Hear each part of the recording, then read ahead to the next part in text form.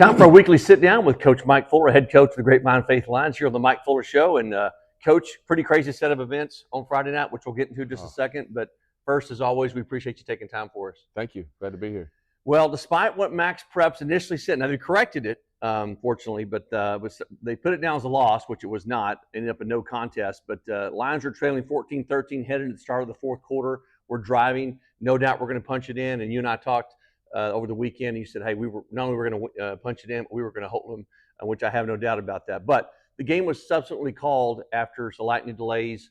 And I know that a lot of people want to know exactly what kind of went down, because there was conversation going on with the officials, with the opposing coach, and so forth. So what ended up happening with all of that?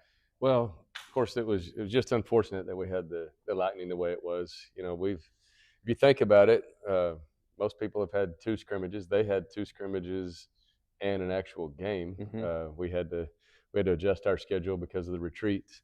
So that was we hadn't been against anybody in a week. And the last time we were in a scrimmage, it got cut short because of lightning. So we really didn't get very much. So considering that, I thought we executed pretty well. We did a good job of getting the right people on the field. The transitions, those are the things you worry about early in a season. But I thought we handled the lightning delay. First lightning delay lasted an hour. Mm-hmm.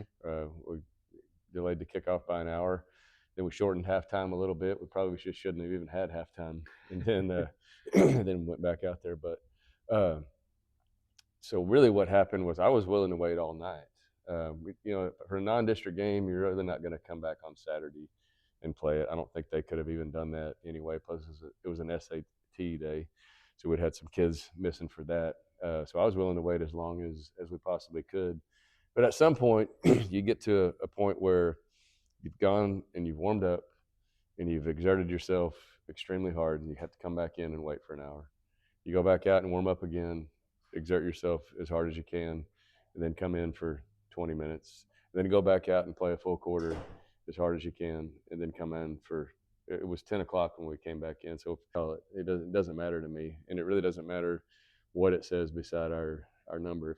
If they want to – we're probably going to deal with that all year. If somebody wants to say we're 0-1, let them say it. But the non-district games are about getting better. But the bottom line was the officials did not want to start that game after midnight, so we kind of agreed if we got a lightning strike after 11:30, we wouldn't be able to finish the game. Yeah. And I was very clear that it was either a no contest or a DNF, did not finish. But the thing with Max Preps is, you probably know this, anybody on either team can enter a score. And right. That score is what goes in. You can change it. The other team can change it. You can keep changing the score. They can dispute it. But I got a call from Carl Padilla. He does the Padilla poll. There's different things like that. He said, "What happened in your game?" I said, "Well, we had the ball in the 9-yard line about to score. We ran out of lightning came and we never got to finish. So we didn't win the game because we didn't take care of business. But the lessons for it, and our theme this week is opportunity. You never know when your opportunity is coming. You may have a chance to make a play that actually wins the game in the second quarter. You don't really know it until you look back. So we can't wait. We can't feel them out. I was proud of how we came out in the second half. Our defense really didn't allow anything. Didn't give them anything. Mm-hmm. We even went for it on fourth down around midfield, and that's something that I always want to instill in our team, just to let them know, hey, we'll take chances and we'll go for it.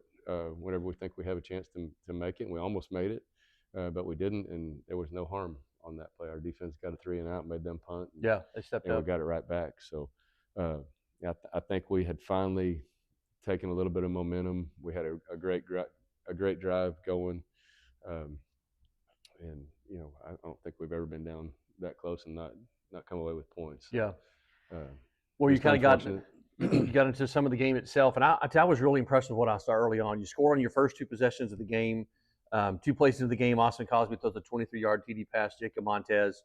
Homeschool subsequently scored on the next possession, and then you guys march back down the field. Jace Walker scores a 1-yard touchdown run, and that was all in the first quarter. So what were your impressions of how you guys started the game? I liked how we started the game, but I was, and talked to the kids about this too. I believe that the most important play in football is the next one. And so that's why we always preach that you can't get 2 down or 2 up about anything that's happened. Good. You know, if we score on the first play or we run the opening kickoff back for a touchdown, it really doesn't mean anything. It's as insignificant as every play that you've ever played in your life at that point once it's over, because it's what's ahead of you. So I think that's a good lesson that yeah, just because our first two drives went well doesn't mean it's always going to go that way. That's why we have to focus in on that one play every time, like it's the most important play in the world. Well, you had contributions from a lot of players on both sides of the ball. Some of your new guys made plays. We mentioned Jacob Montez. Sophomore Jude Seals had 6 tackles. Mm-hmm. Junior Scott Hadaway had 2 tackles and a sack. Austin Odette, Colton Edwards, both seniors came up big as well. Corbin Irwin, senior, led the team with 10 tackles. Mateo Sherper ran for 62 yards, caught 2 passes. And so, I mean, just really a team effort on Friday night. The whole team really contributed. Yeah, I mean, I think when we're executing well, you're going to be able to tell that the ball's being spread around. It's not going to go to one guy every time. You know, it's not going to always go to the running back. It's not always going to go to the X or the Y or the Z. That, you know, a spread offense should get the ball to different parts of the field. And we certainly have a ways to go, but we executed the things that we had in our game plan fairly well. You mentioned Mateo. He did a really good job. You know, coming in, and it's ironic. You know, a lot of people think that the running back position is the easiest one to play if you're talented, but kind of in our offense, that guy has to learn a lot. Probably second to what the quarterback has to know, because he's so integral in the run game and the pass game, not only as a receiver but the blocking. He has to set the protections and all that. So Mateo coming in fresh and picking that up. He picked it up just in time. Yeah, he really had a good game. Did a good job for us. I do want to point out we had 2 offensive linemen with 6 pancake blocks apiece. Scott Hadaway had 6. Bear Couch had 6. So that's a pretty good night for putting guys on their back. I know they love getting into that. Yeah. Jensen mentioned that a lot. You know, there was a lot of excitement around the game, obviously, because it was the first game under you, and so forth. But there's a new area here we talked about last week. There was tailgates. There was a lot of activity prior to the game. You had the game day show. There was a tailgate for new families. There was a tailgate area for the All Sports Booster Club. Did you guys pick up on that? Did y'all feel the energy from the crowd? We did. It seemed like it was a great atmosphere. I didn't know what to expect. It's my first game here, and it looks like a pretty small, quaint little stadium, especially when you don't have the portable bleachers that are coming in, I think, next week. Right. But having the student section right down there on the track, where the players walk through them to get to the field, it's really it was a great. Leaving the locker room, you got a bunch of parents lining the way, and you see kids out there having a good time. It was a great atmosphere, and we all noticed that. That's great. Well, we talked last week about your calling as a coach and your desire to speak into and shape young men, not only for athletics but for life. And obviously, there's a lot of parallels you draw from athletics, the game of football, and how you apply them to life. You talked about earlier, the next play is the most important, and you talked about the word opportunity this week. I mean, that applies to their life as well, obviously. But I know faith is number one. Your faith is number one to you. Tell us a little bit about your faith journey, and if you would, and the importance of that in your life. Well, I think I was pretty blessed to have kind of a boring faith journey. I grew up. My parents were both believers. My mom grew up Baptist. My dad was Church of Christ. We were, the first thing we did whenever we moved my dad was a coach too, so we moved around a lot. Right. Whenever we moved to a new town, we'd find the church, and we had a bunch of different churches that we went to. So we're always. I came from a long line of believers, so it was never something that I questioned or anything. Then of course went to ACU, and probably spent a little time there trying to figure it out for myself, and then just realized that your faith is, if you look back in your life and how your relationship with God and Jesus just really shaped my whole career. If you look at it, I guess the best way for me to describe my story, I was a senior in high school, and all I cared about at that time was, we went to church every Sunday. All I really cared about was sports, and I thought that was the most important thing. I thought I was going to be a big-time college quarterback, and who knows what after that. Third game of the year, my junior year, I break my collarbone right before halftime, and my head coach, Mike O'Brien, with Arlington High, we're playing Grapevine. Uh, at halftime, he said, "Hey, Mike, if it doesn't hurt too bad, just stand next to me and let me know if you see anything." And he's just trying to make a 17-year-old feel better about what had happened. Because I'm devastated. I thought my life is over. Right. I'm never going to get to play college football. I'm not going to. I'd been being recruited by a Big 8 school at the time. That tells you how old I am. But um, the second half happened, and we had the lead at halftime. We had given up the lead, and we're down by 4 points, fourth quarter. We're trying to go score, and I noticed something that had happened on the field. Like if we just fake that same play and just raise up and throw it to our running back, he should be wide open. And I tapped my coach on the shoulder and told him. He said, "Hold that thought. I'm going to call timeout in a minute." He called timeout, called the team over, and asked me to tell the team what I had told him. And I just said, "Hey, run counter pass, but John, instead of just carry out your fake, run down the sideline and tell the backup quarterback to stick his foot in the ground and throw it down the sideline." He did it, and we won the game. And that was the night that I kind of decided I wanted to be a coach. So the worst thing that had ever happened to me, God took care of me and protected me, and gave me a new calling at that point. Because even though my dad was a coach, and I knew he loved it, and he never ever once said, "I'm going to work." He said, "I'm going to school, or I'm going to practice, or I'm going to a game, or get ready for a game." Um, that made a huge impact in my life, and that I thought that I can actually have an impact on a game and other people and not be playing. So then the other way that he blessed me and took care of me in that story was that Saturday morning, I got a call from that Big 8 school that had been recruiting me, and they probably really didn't want me, but in my mind, that's where I was going to go. Sure. They called me the next day and asked me how the game went. I said I had broken my collarbone, and I never heard from them again. But that evening, I got my first ever phone call from Abilene Christian, which is where I ended up going to school and playing football, and that's where I met my wife. And so that one thing right there, ACU wasn't on my radar at the time. So one injury, this can be an encouragement for anybody, that I thought was the worst thing maybe that could ever happen to me, which I've learned since it's not Right. not that big of a deal. Everything's relative. Right. Led to me picking a career and me meeting my wife, and everything's been a blessing since then. It hasn't always been easy, but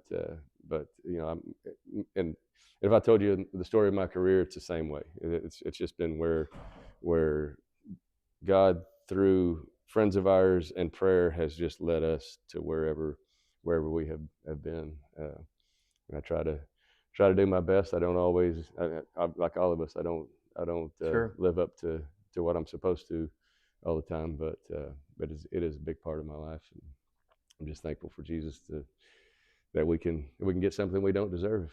Amen, Right, brother. right. Well, like you said, thank goodness God's ways are not our ways, right? Right. And we talked about the parallels. Just like our faith journey is not a one-time decision; it's something we walk out every day. The same is true for an athletic team. I mean, that you don't the gelling of the team and getting a cohesive unit isn't something you just show up and have one practice or one pep rally or one game and it happens. It happens over the course of the season. But were there some things that you saw Friday night that you saw, hey, you'll get there at some point, but you already saw some areas where the team was really, everybody's kind of pulling in the same direction, and you felt the team really starting to gel? I saw streaks of it. I saw when I feel like we're going to be, every team I've had has been a team that has the ability to pull a victory out of what may look like a sure defeat. We've had a lot of late game heroics and those types of things, but of course we always preach, let's just take care. Let's just get a good lead early and hold on to it, right, instead of waiting until the end.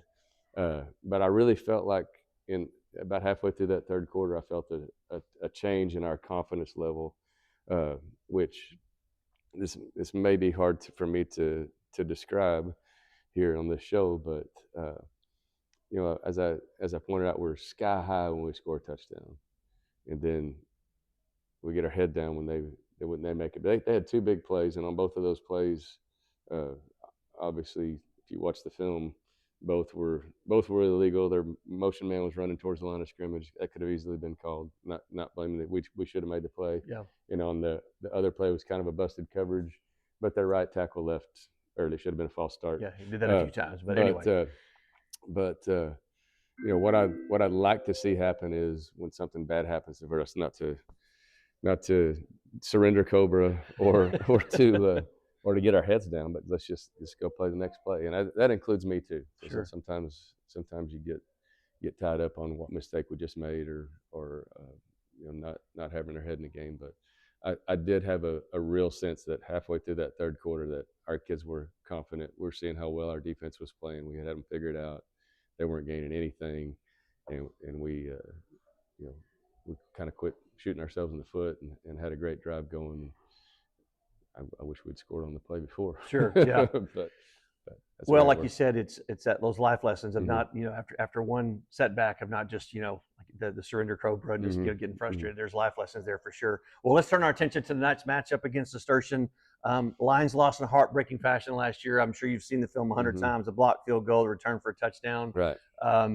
But I noticed they've got a little bit smaller roster than most teams. Got a fair amount of seniors on. I think 14 or so out of the 21 on the roster. But what do you expect you'll see out of the Hawks tonight? To me, they look like a really well coached team. They've made some changes from last year, at least against us. Last year they were in an odd front, the 3 down. This year they're in a 4 down. They do have. I think the strength of their defense, probably 1 or 2 of their defensive linemen are pretty strong kids. They've got a pretty good outside linebacker. I feel like we got a pretty good matchup against them. I think we're going to try to run the ball as much as we can and use some play action. And they're different than the last couple of teams that we have played. So it's kind of dusting off the things that weren't good against a 2 safety look and a little bit more zone coverage than what we've seen recently. Offensively, I think they're the same thing. They execute well. They're well coached. They play hard. Even if you look at a couple of their guys on defense.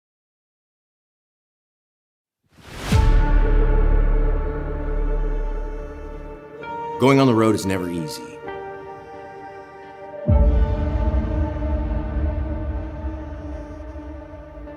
Everyone else's colors, their voices, their fans, their signs, all around. You got to know who you are. It's tougher there. Going on the road and winning and silencing that crowd is the greatest thing in sports. Walking in and hearing their noise, and in the crowded moments and difficult moments, executing your play and doing your thing and shutting them up totally. It doesn't get better than that.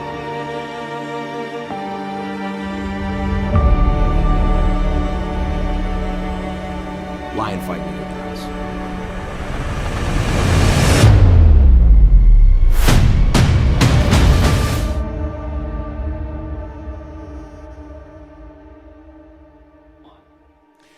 Well, good evening, Faith football fans. Welcome to Hawk Field here on the campus of Cistercian Preparatory School in Irving, Texas for tonight's matchup. Your Grapevine Faith Lions on the road here against the Cistercian Hawks.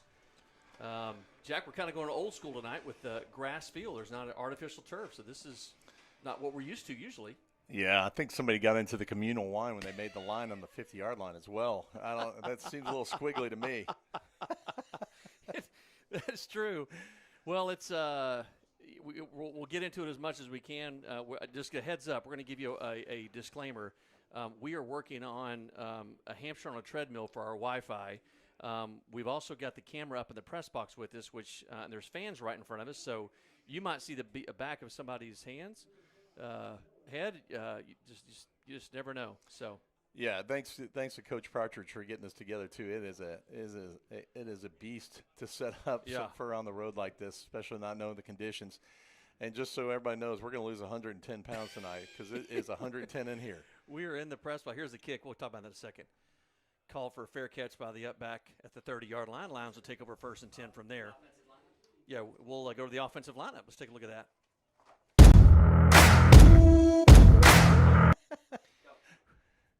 So we'll get to that here in a second.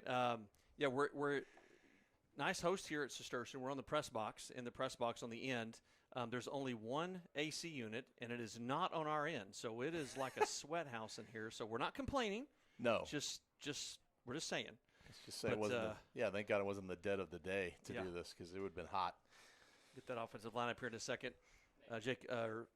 Mateo Sherpa in the backfield with Austin Cosby. A tight formation with the receivers lined up kind of in a close to the line of scrimmage. A handoff to Mateo, brings it under the near side, catches a couple blocks. He's out over the 35, out close to the 40. About a nice 9-yard gain there on first down, Jack.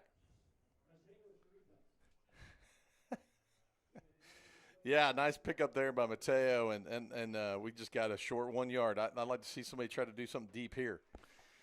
This field faces, we're facing east-northeast, so the sun's in the Lions' eyes going in. There's a handoff to Sherpa, who he's hit right at the line of scrimmage. Nice stop there by the Hawks on second down.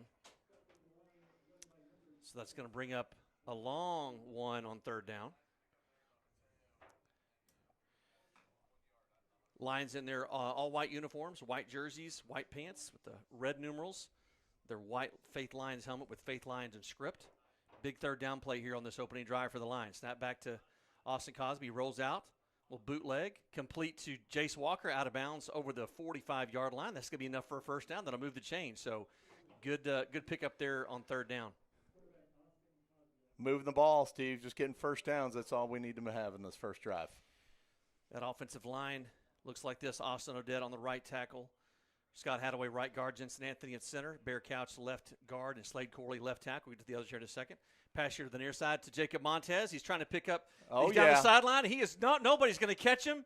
That is no flags. That's going to be a touchdown for Grapevine Faith. Wow, what a start there, Steve, huh? Wow. Well, Jack, I was not at the Cistercian game last year at home. That was a business trip for me, I believe. Yeah. And that was a gully washer. When it rained, it was raining. Just a mess. And again, one of those games that we kind of had in hand. Gave up, I think, a late score in the first half, and then kind of fell apart in the second half. But the Lions led at halftime, 20-9. They got outscored 32-15 in the second half. Here's Thomas Sudnall here to kick the extra point for the Lions. They struggled on their first extra point last game, but that one is good. I don't think you're going to miss the kick. It's just a question of whether it gets back to the holder and it gets held right. Right. I mean, that's been the exchange. And you talked about it last week. This is, we got three-quarters of a game in last week, just kind of a light scrimmage, if you want to call it that. But I think you're going to see some of the same mistakes we saw last week in the first three quarters. They're still working out some of the kinks. Well, the Lions were leading 35-34, and or was it tied? They blocked the field goal. You remember? That's a good question. I think we were down. Well, they ran it back, so we must have been up. Yeah. We must have been up or either tied. Cistercian won it on a blocked field goal with less than a minute to play. Austin Cosby threw for 247 yards, 5 touchdowns, only 1 interception. Noah Smith with 4 TDs and 173 yards receiving. And on the defensive side, Jackson Walker led the defense with 15 tackles. 12 of those were solo. Yeah. But the Lions just couldn't hold it out. And that blocked field goal with time expiring was the dagger in the heart. And I think that we may have had a delay of game on that fourth down play too that pushed us back 5 more yards. And that made the kick a little bit more line drive. But it didn't matter. They blocked it and ran it back, and that was the end of the game. Brady Quinn and Dean Nevitt back deep for the Hawks. Kick by Thomas Hudnall is going to be taken. Goes back all the way in the end zone. They're going to let that go. Good kick there by Thomas Hudnall. It goes through the end zone. Yeah, a little bit downwind, but that's still a pretty good kick by Thomas Hudnall there. Hawks will take over 1st and 10 at their own 25. Yeah, so no stats were listed by Cistercian and Max Preps. I know one stat, Steve. What's that? They average 6 points a game. Yes, they do. Yes. They've scored 6 points both games on field goals. So Legacy Christian last week had 262 yards rushing and 4 touchdowns. Sorry, that was in week 1, and 99 yards in the air with one touchdown in a 35-6 victory over Cistercian. So Cistercian is gullible to the run. Single set back for Cistercian is a inside handoff. Lions hit him out over the about the 27-yard line. So a gain of call it a gain of 2 on the play on first down. Yeah, I think even last year, I think our lack of depth at a lot of positions probably hurt us, and I think we got a lot more depth this year. So I think some of these games that were close last year in the early season, might not look the same as they did last year. Again, folks, if you're just now joining us, we're lucky to even be on the air. So you might see some glitching. We apologize. We did our very best to get a good Wi-Fi signal, and it's a little glitchy. So hang with us tonight. I'm Second sorry, down. Sorry, Steve. My sweaty arm keeps touching me. Second down and 8. There's looking for somebody deep. Incomplete. There's a flag thrown by the back judge. That was weak. Great coverage there by Cannon Hunter. And the back judge throws a flag on that. I think there was hands on both players, and I would not have called that play. That was a weak call. Sorry if you're listening, Mrs. Referee person, lady. That's a weak call. So the back judge threw the flag. They're on the radio trying to figure out who the number was. So, heck, they're talking in a cell phone down there. The side judge just got his Apple phone out.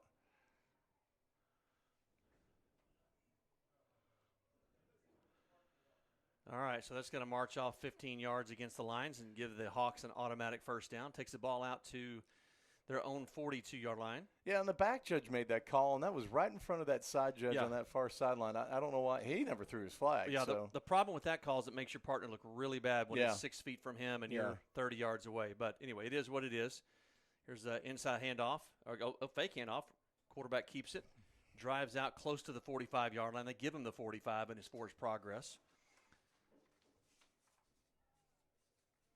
Big quarterback for Trevor Stanley, sophomore. Yeah, he played a little bit last year, if I remember correctly. He's probably put on a bunch of weight since last year. I remember him being pretty skinny. So 3 receivers on the near side with one on the far side. Single setback for the Hawks on second down and 8. Oh, goodness. Lions jump offside. Free play. Pass here to the near sideline is well out of bounds. Free play, but, yeah, that's going to be – they pulled the play right out of the Faith playbook right there, Steve. Hard count, trying to pull somebody off sides. Yep.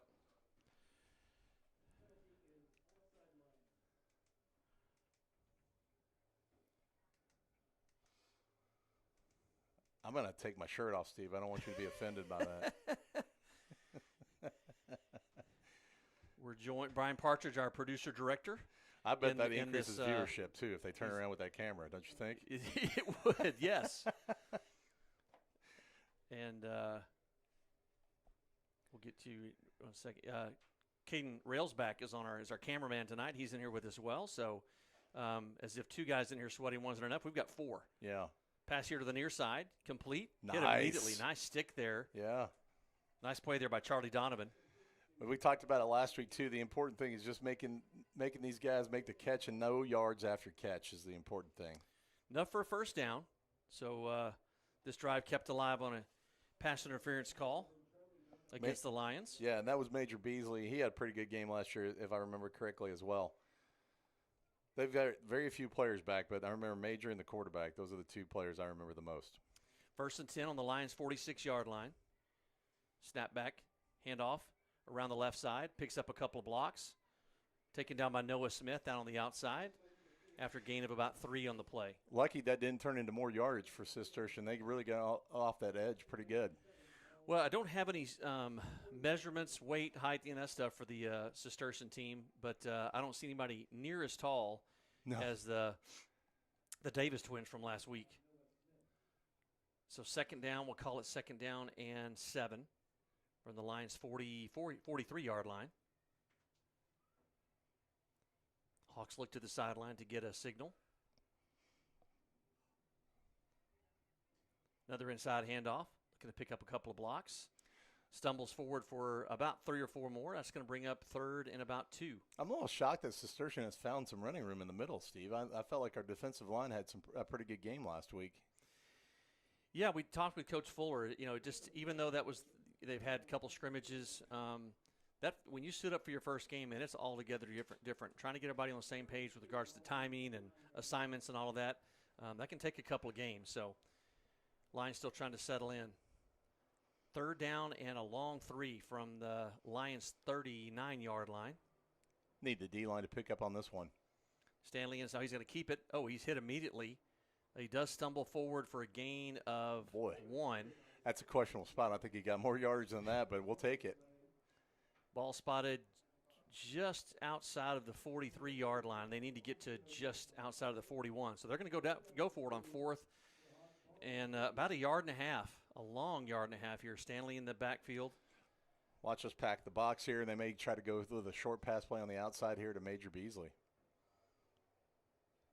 Bring your man in motion. Oh, or maybe they're trying to Beasley's draw not us even in there. offside. There's 7 seconds left on the play clock.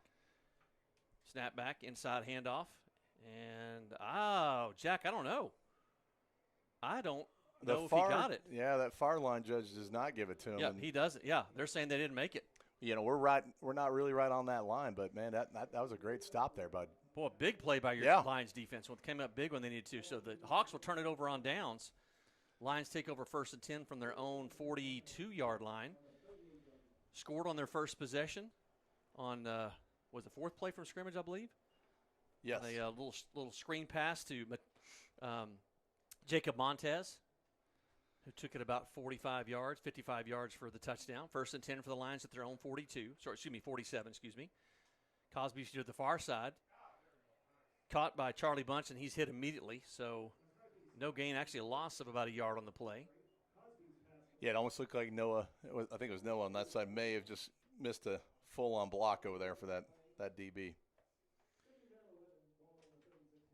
Mateo Sherp in the backfield next to Austin Cosby with 2 receivers split on each side. Lions looking for the play to be signaled in by Coach Fuller. Hawks cornerbacks are right up on the receivers at the line of scrimmage. I like giving it to Mateo at least. And they give him a little bit of room. Cosby back to pass, right across the middle. Complete to Noah Smith. He's over the 40. Breaks the tackle. Inside the 20. Inside the 10. Wow. Oh, ball down. They're going to rule him down. Yeah. We got Jace Walker ran in and recovered the ball anyway, but great pass and catch there from Austin Cosby to Noah Smith, and Noah takes it all the way down to about the 7-yard line. So big play by the Lions. Yeah, Noah with a nice stiff arm too. Gained about another 15 yards after that. Boy, we talked about that with the addition of Jacob Montez and being able to put Jace Walker in the slot. You can't concentrate on Noah Smith like they did last year, double him up. You got to respect the other guys. There's a handoff to Noah around the right side.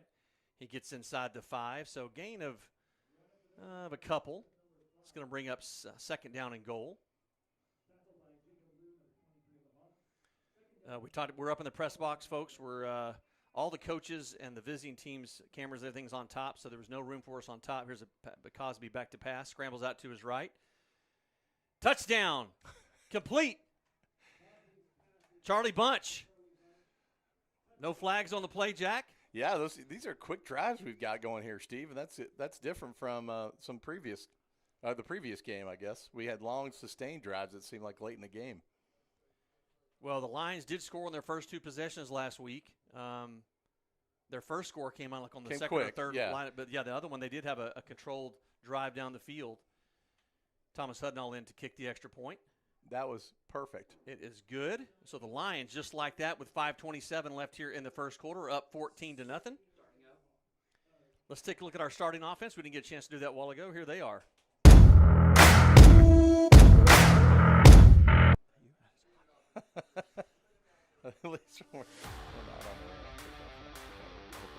Austin Cosby, quarterback, senior. Mateo Sharepa, running back, senior. Noah Smith, receiver, senior. Jacob Montez, wide receiver, senior. Charlie Bunch, wide receiver, junior. Jace Walker, receiver, junior. Slade Corley, left tackle, junior. Bear Couch, left guard, junior. Jensen Anthony, center, senior. Scott Hadaway, right guard, junior. Austin Odette, right tackle, senior. Sterling Atkins, water boy, senior. All right, so we're back here. And, folks, like we said, we apologize. It is hotter than blazes up here in the sauna. I've got sweat in my eyes, Steve. I didn't see that last play. Can you tell me what happened? Yeah, it is warm up here. So, like Jack said, we're going to lose about 110 pounds collectively tonight. I'm just glad I have my poncho shirt on tonight, not like a cotton shirt. Thank you, Mrs. Wharton. All right, so Lions to kick off. They lead 14-0 here. 5:27 left in the first quarter. If you're just joining us, Lions scored on their first 2 possessions. Thomas Hudnall with the kick towards the back of the end zone, and that will be held for a touchback, bringing out to the 25-yard line. It's really important for us, too, to get off of a good start. I feel like, maybe even last week, too, some of the nerves hit you. First home game of the year, first game of the year all together. New coaching staff, new teammates, et cetera. Maybe put a little nerves out. And this one's just a little bit on the road, not as much crowd fanfare, and we're just going to go out and play some football tonight. Well, the Lions, we talked to Coach Fuller on that pregame show, desperately looking for that first win. Game last week ended up being a no contest. Even though Max Preps initially put it on their website, I saw it at one point as a loss. Then I saw it as another one as a forfeit. Oh, no. So we were on the field. Yeah, we were driving. I emailed Max Preps. I think Coach Fuller and some others reached out to them, and so they got it corrected. They took it off, as they should. They took it off the schedule because it was a no contest. Man in motion here. Snap back to Stanley, pass to the far side, picks up a couple of blocks. Nice screen pass there. Big hit there by number 21, Josh Harris on the tackle. Looked like Noah kind of read that one out pretty good, too. Just didn't get there in time. Josh Harris on the tackle, but gain of 5 on the play takes it out to the 30-yard line, so second down and 5 for the Hawks. Just now joining us again, Lions leading 14-0 with 5:21 left here in the first quarter. Temperature, game time temperature, about 263 degrees. At least in the press box. On the field, it's probably, I don't know, can't be that hot, but it is warm up here. Man in motion here to the near side. Stanley with an inside handoff. Oh, a nice pull there. Jude Seals did a great job of pulling from his left tackle position and went around through the backfield to pull down the ball carrier. We called Jude's name several times last week. He had a great game. The sophomore transfer did a great job last week. And call his name again tonight several times. We know that. All right, 3rd down and 3. Ball at the 32-yard line. Stanley looks like they're changing the play at the line of scrimmage. That barely got the play off on the that's going to be thrown to that was holding. That was I saw that. Now I don't think he could have gotten to the ball, but Luke Davis I think got caught on the hold there. Take a look at our starting defense for the Grapevine Faith Lions.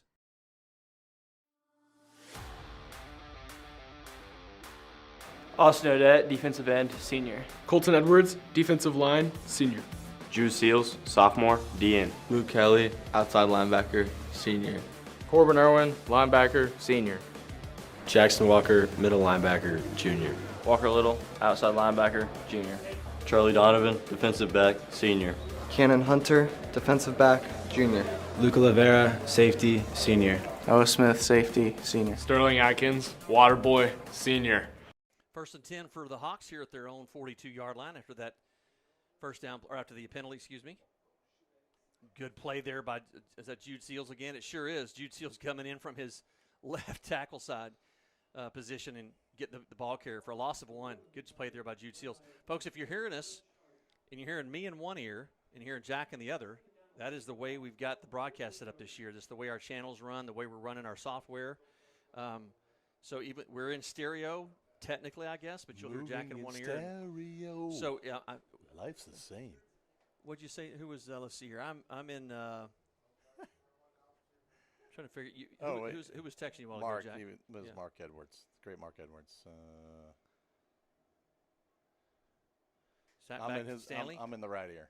Oh, good play there by Luke Davis on that one. Hit the receiver right as the ball hit. Yeah, that's falls a nice incomplete. Play.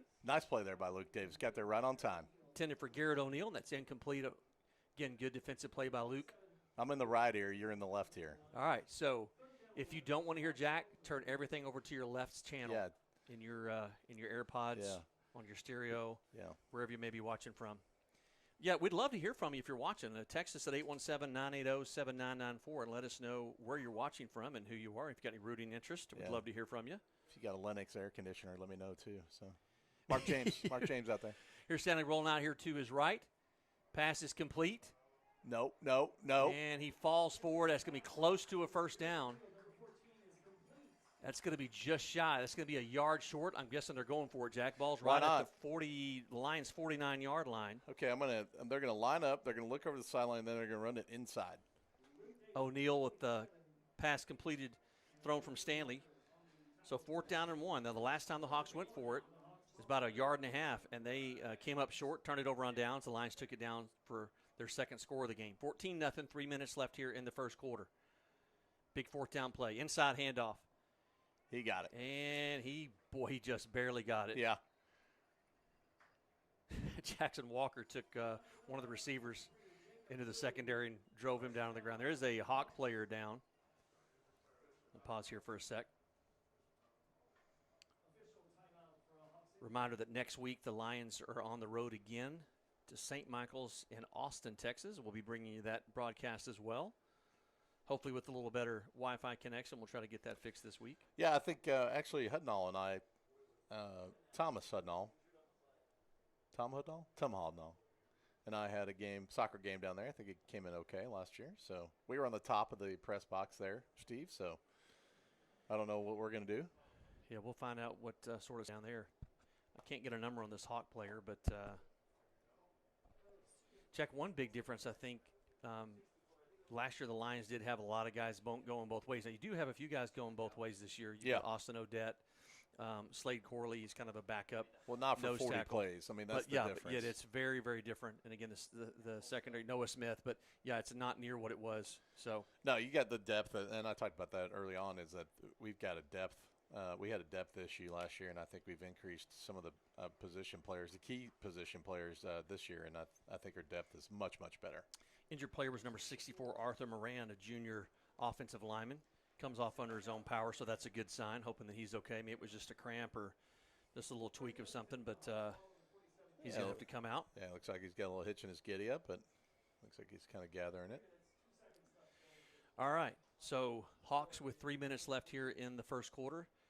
After that fourth down play, gained the first down, so 1st and 10 from the Lions' 47-yard line.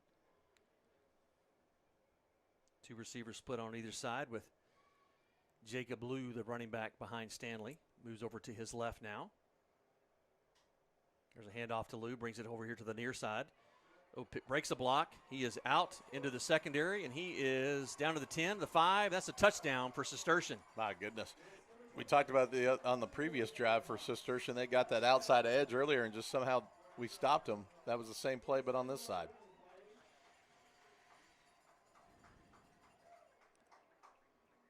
Yeah, they had trouble running the ball last week, or in week 1 against Legacy Christian. But got to hold the edge, Steve. the Lions are going to have to fill those gaps and hold the edge, as you mentioned. You're going to let me need to know. I can't see to my far right. So I got you. Yeah. Dean Nevitt in to kick the extra point for the Hawks. Snap is good, hold is good, and the kick is good. Kind of feel like it's an arena league here. I can only see 80 yards. 14-7 Lions lead now after the Hawks take that possession and drive down the field. That long 47-yard run from Liu. See if the Lions can continue their streak of scoring on their each possession.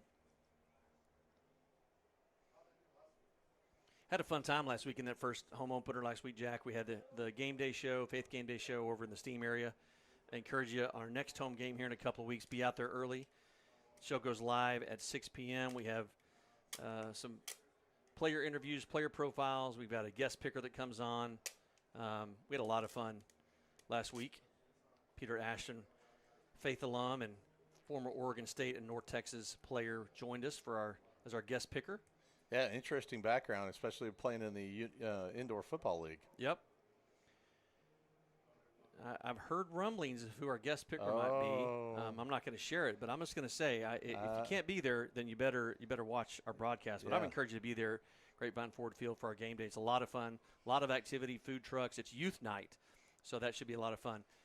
Lou with the kick. That's going to be fair caught at the 30 again by Cannon Hunter. Same result as the opening kickoff of the game. Isn't every game a youth night? I mean, well, we're highlighting the youth that particular night. All right. Yes. All right. So the younger, the Cub Club and so forth, you'll see a lot of the younger kids out there. Great family atmosphere. We talked about food trucks. They had face painting. They had a truck out there with creating custom hats, like baseball caps. Yeah. It was kind of cool. Yeah, it was kind of full up by all the ladies over there. I'm not going to lie. Cistercian student section down here at the bottom of the It was like a Pinterest site.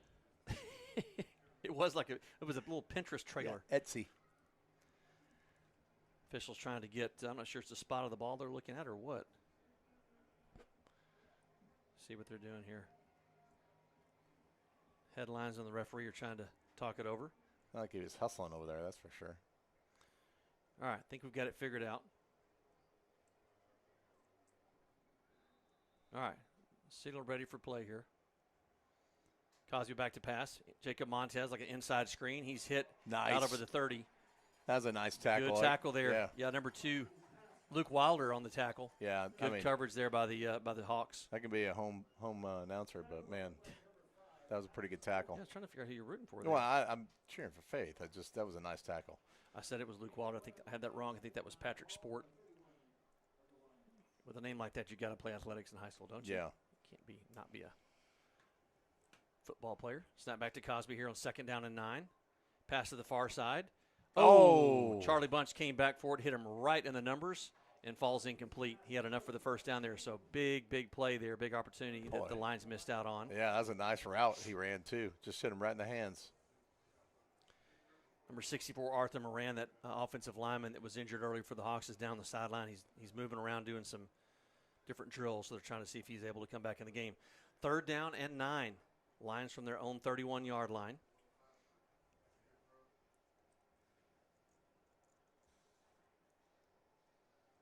Coach Fuller and the other coaches giving some signals. 5 seconds left on the game, or the play clock, excuse me. Snap back to Cosby. Looking for Jacob Montez. Throwing deep. And he's got him complete. It's going to be a 1st down for the Lions, close to the 30-yard line of the Hawks. Nice concentration by Jacob there. He really was concentrating on that ball coming down. Ball was kind of thrown in the middle there. Close this door, Jack. We're probably about to score, and I don't want the guys to get upset with us. Well, you get so excited when we score. So nice play there on big 3rd down play by the Lions. Jacob Montez with the key catch. Austin Cosby looking for him again. And there's a player tripped in front of him, but that is legal, apparently. So no flag thrown. Jacob Montez got crossed up and falls incomplete. So 2nd down and 10 from the Hawks' 31-yard line. A little shocked we got away from the running game. We were having such success on the first 2 drives, kind of setting up that pass by Montez. See if they go back to that. Mateo Sherpa in the backfield. Switches back over to the right side behind Austin Cosby. And Lions are going to take a timeout here. Play clock was down to about 9 seconds, but Coach Fuller wants to reassess this. Coach Blair get a little different look on it. So Jody and Mike Rogers watching Austin Cosby play from Beaver Dam, Wisconsin. Go Lions. Jody and Mike, great to have you guys watching the broadcast. If you are watching or listening by chance, let us know. 817-980-7994. One more time, 817-980-7994. 817-980-7994. Give us a text. Let us know your name, and we'll give you a shout-out. Appreciate you listening here on the Grapevine Faith Sports Network. I know it's going to shock you, but it's the Beaver Den Beavers, Steve, just so you know. Really? No, I don't know. That's fact. I was driving from Whitney, Texas to Abilene yesterday, and Jack and I were on a conversation. I was driving through Iredell, and Jack told me the name of the mascot. I don't know if it was right or not. No, I was guessing it was the Goats, but it's not. The Grosbeck Goats, yeah. 2nd down and 10. Lions at the Hawks' 31-yard line. Lions leading 14-7. Minute and a half left here. Hand off to Mateo Sherpa around the right side. Picks up some blocks still on his feet. Runs a couple of guys over inside the 15-yard line. Big run. Jack, you were looking for them to go back to the run, and there it is. Well, I was watching a game last week, and they were talking about the running back, and I thought of Mateo right away. He runs like the ground. He's mad at the ground. Yeah, he is a hard runner. Cosby back to pass. Pass here to the near side. Complete to Jace Walker. Cuts it back to the inside. There for the touchdown. Wow, what a cutback there by Jace Walker. Nice job. Jason, nice job of cutting it back, like you said, to the inside, Jack. So the Lions score on their first 3 possessions of the game. And that is a really, really good sign for this offense. They had a key 3rd down play after missing a 2nd down pass play. Austin Cosby finds Jacob Montez on about a 40-yarder. And then a handoff to Sherpa, and now the pass play to Jace Walker puts it in the end zone for the Lions. Trying to make it 21-7. Snap is good, hold is good, and the kick is good as well. So Thomas Hudnall, 21-7, 1 minute, 11 seconds left in the first quarter. Yeah, look for the defenses come out strong in this drive. Watching the offense come out 3 straight times, I think you could say they may have taken that second drive off a little bit. So watch this third drive. I bet they come out really strong. Yeah, that's what we talked about is holding that outside edge and hitting your seams. And the Lions, great job there offensively in their first 3 possessions. So like you said, defensively, Jack, can they sustain the edge and hold the Hawks? The Hawks, on both of their first 2 possessions, got into a 4th down situation. The Lions held them the first time, and then the Hawks proceeded to get the first down their next series, and then on the next play from scrimmage, Lou takes it in for about a 40, 45-yard touchdown run. Yeah, I think the defense can come out real strong on this series. Power of positive thinking. I'm with you, Jack. I got positive vibes here too. They're taping up the knee of Moran down the sideline here, number 64 for the Hawks, who was injured a couple of series ago. So we'll see if he's able to get back in or not. Thomas Hudnall with the kick, kind of a line driver. Caught at the 3-yard line. He's going to bring it out. There's my goodness gracious. Jace Walker's jersey was held. Almost pulled it. No flag on the play, but God and everybody saw that one. My goodness. I think that son should pray because he was cheating so bad. I mean, yeah, Jace might get his jersey back over his shoulder pad there. But anyway. Goodness gracious. I don't know how you missed that. What do you do, Jack? You guys are doing their best, aren't they? Well, I agree. As but far as you know. That back judge should have been eyeballing that thing. All right. 1st and 10 for the Hawks at their own 31-yard line. 3 receivers on the far side with 1 here on the near side.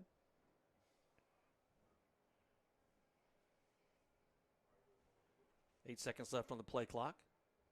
Snap back to Stanley. Inside handoff. Buries his head, drives it forward. Corbin Irwin, a couple other lines in there on the tackle. Gain of about 2 there on 1st down.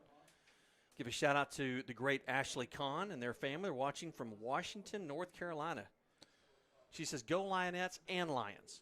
So you got to include both. Her daughter, Adelie's a Lionette. So the presidents of Washington, North Carolina. The what? The presidents. Is that right? No, I'm just having fun again. Jack, you've drawn me off sides here. Clock is running with 30 seconds left here in the first quarter. Lions leading 21-7. Lions scored on all 3 of their first possessions here, of their possessions of the first quarter, I should say, excuse me. 2nd down and 8. Stanley pass to the far side and falls incomplete. I'd fall on that.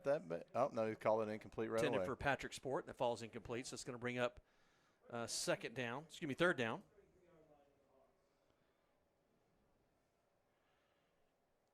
I'm getting a text that Jack's mic is dead.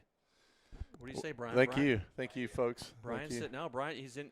I know, ladies. I know you guys are looking for me to be if talking. If you're not listening in stereo, it is. I'm in sorry. one channel and Jack's in the sorry. other. So about I get a little bit closer. Sorry, Jack. Your fans adore you and want to hear from you. That is correct. Actually Jensen's uncle up in Pisgah Forest, North Carolina. We'll do that in a second. 3rd down. Stanley back to pass. He's pressured out of the pocket and taken down. Big sack there. Number 22. Walker Little on the sack. I like how his uncle wanted to hear more of me and less of you as well. That goes without saying. And by the way, they're the pitchforks, by the way. That is the Pisgah Forest. It is not the Pisgah Forest pitchforks, but a shout out to Skip Hurst, Jensen Anthony, starting center for the Lions, his uncle up in Pisgah Forest, North Carolina. Hello from Arlington, Texas. Austin Cosby's Aunt Debbie and Uncle Ron. And we called their names a lot last year. They are faithful listeners here on the and viewers here on the Grapevine Faith Sports Network. They say, "Stay cool out there and go Lions." We're trying. It is a sauna. Yeah, we would have been better up top. Yeah. It'd be cooler outside than it would be in here. Well, that's going to do it for the first quarter. Lions scored on all 3 of their possessions in the first quarter. 21-7 for the Lions. Hawks scored once. They just got sacked on a big 3rd down play, so they're going to be forced to punt to start the second quarter. Jack, you called it. You said the defense was going to come out strong in this next series, and boy, did they.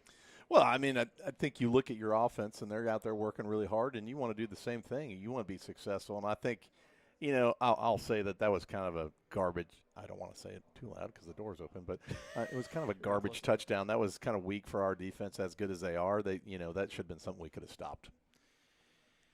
Yeah, the first I pulled the Cistercian roster off of Max Preps. There was about 21 kids on it. I'm like, this can't be right. So they've got a much larger roster than what it shows on Max Preps. Here's a punt.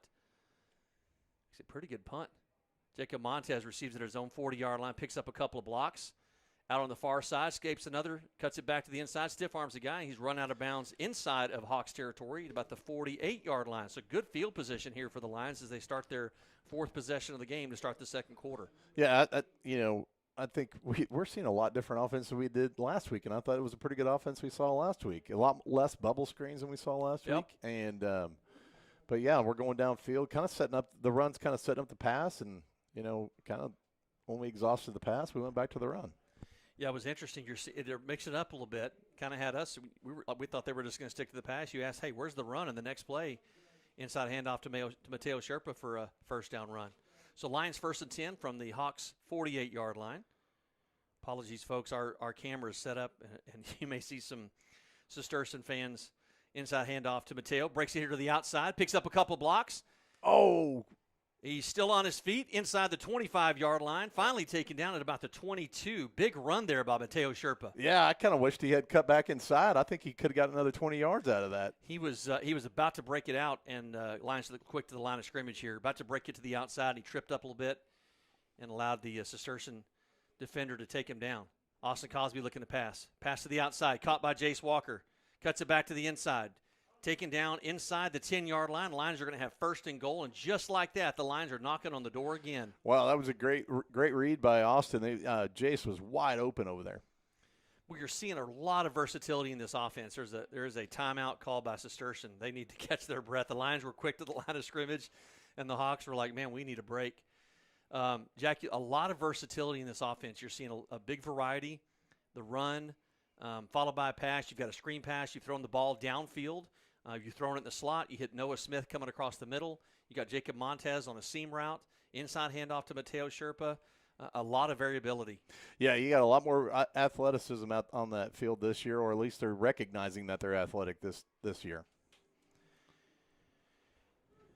Try to get a little air in here to our Jack is about to pass out, ladies and gentlemen. So I'm okay.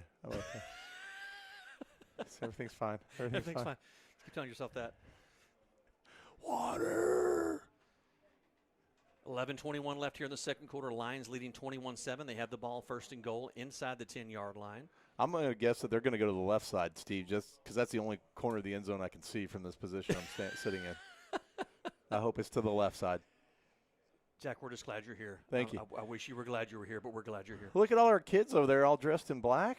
Is that what the theme was tonight? It was a blackout tonight, yes. Oh, yeah. Okay. I didn't know that. Okay. Yeah.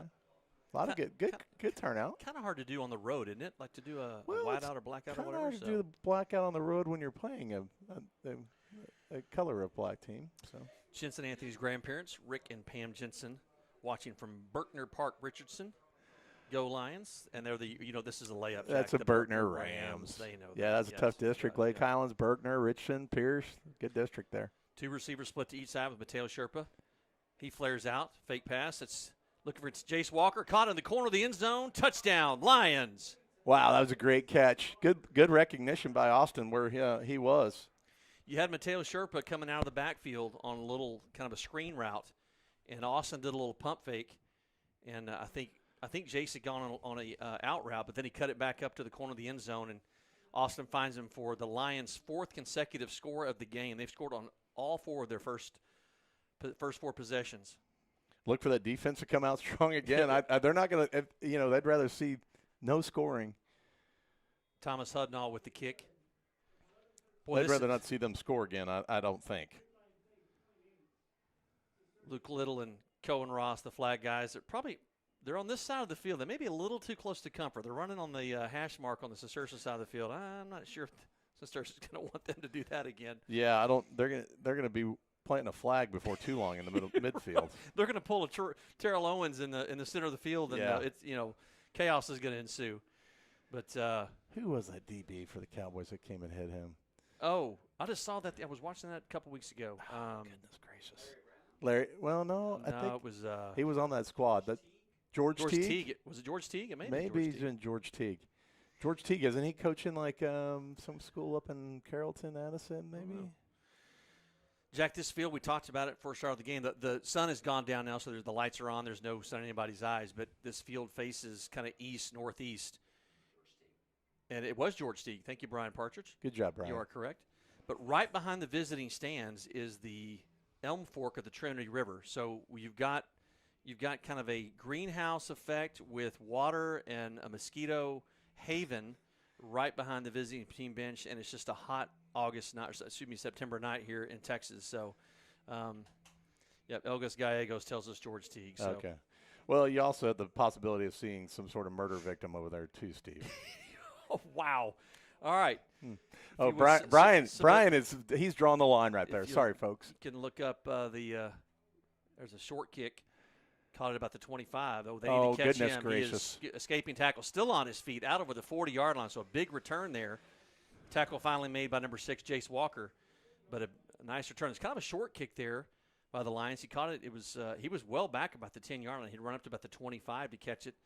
About a 15-yard return out over the 40-yard line where the Hawks will take over 1st and 10.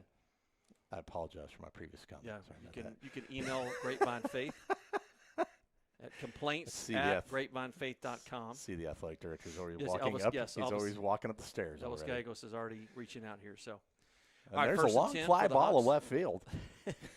1st and 10 for the Hawks at their own 41-yard line, trailing 28-7. Lions really dominating on the offensive side of the ball. Watch this defense, Steve. I feel very good about this drive. Stopping here. Lou in the backfield next to Stanley with 3 receivers on the far side, 1 on the near side. See if they air it out here. Stanley does look to pass. Little wide receiver screen out to the side, but that is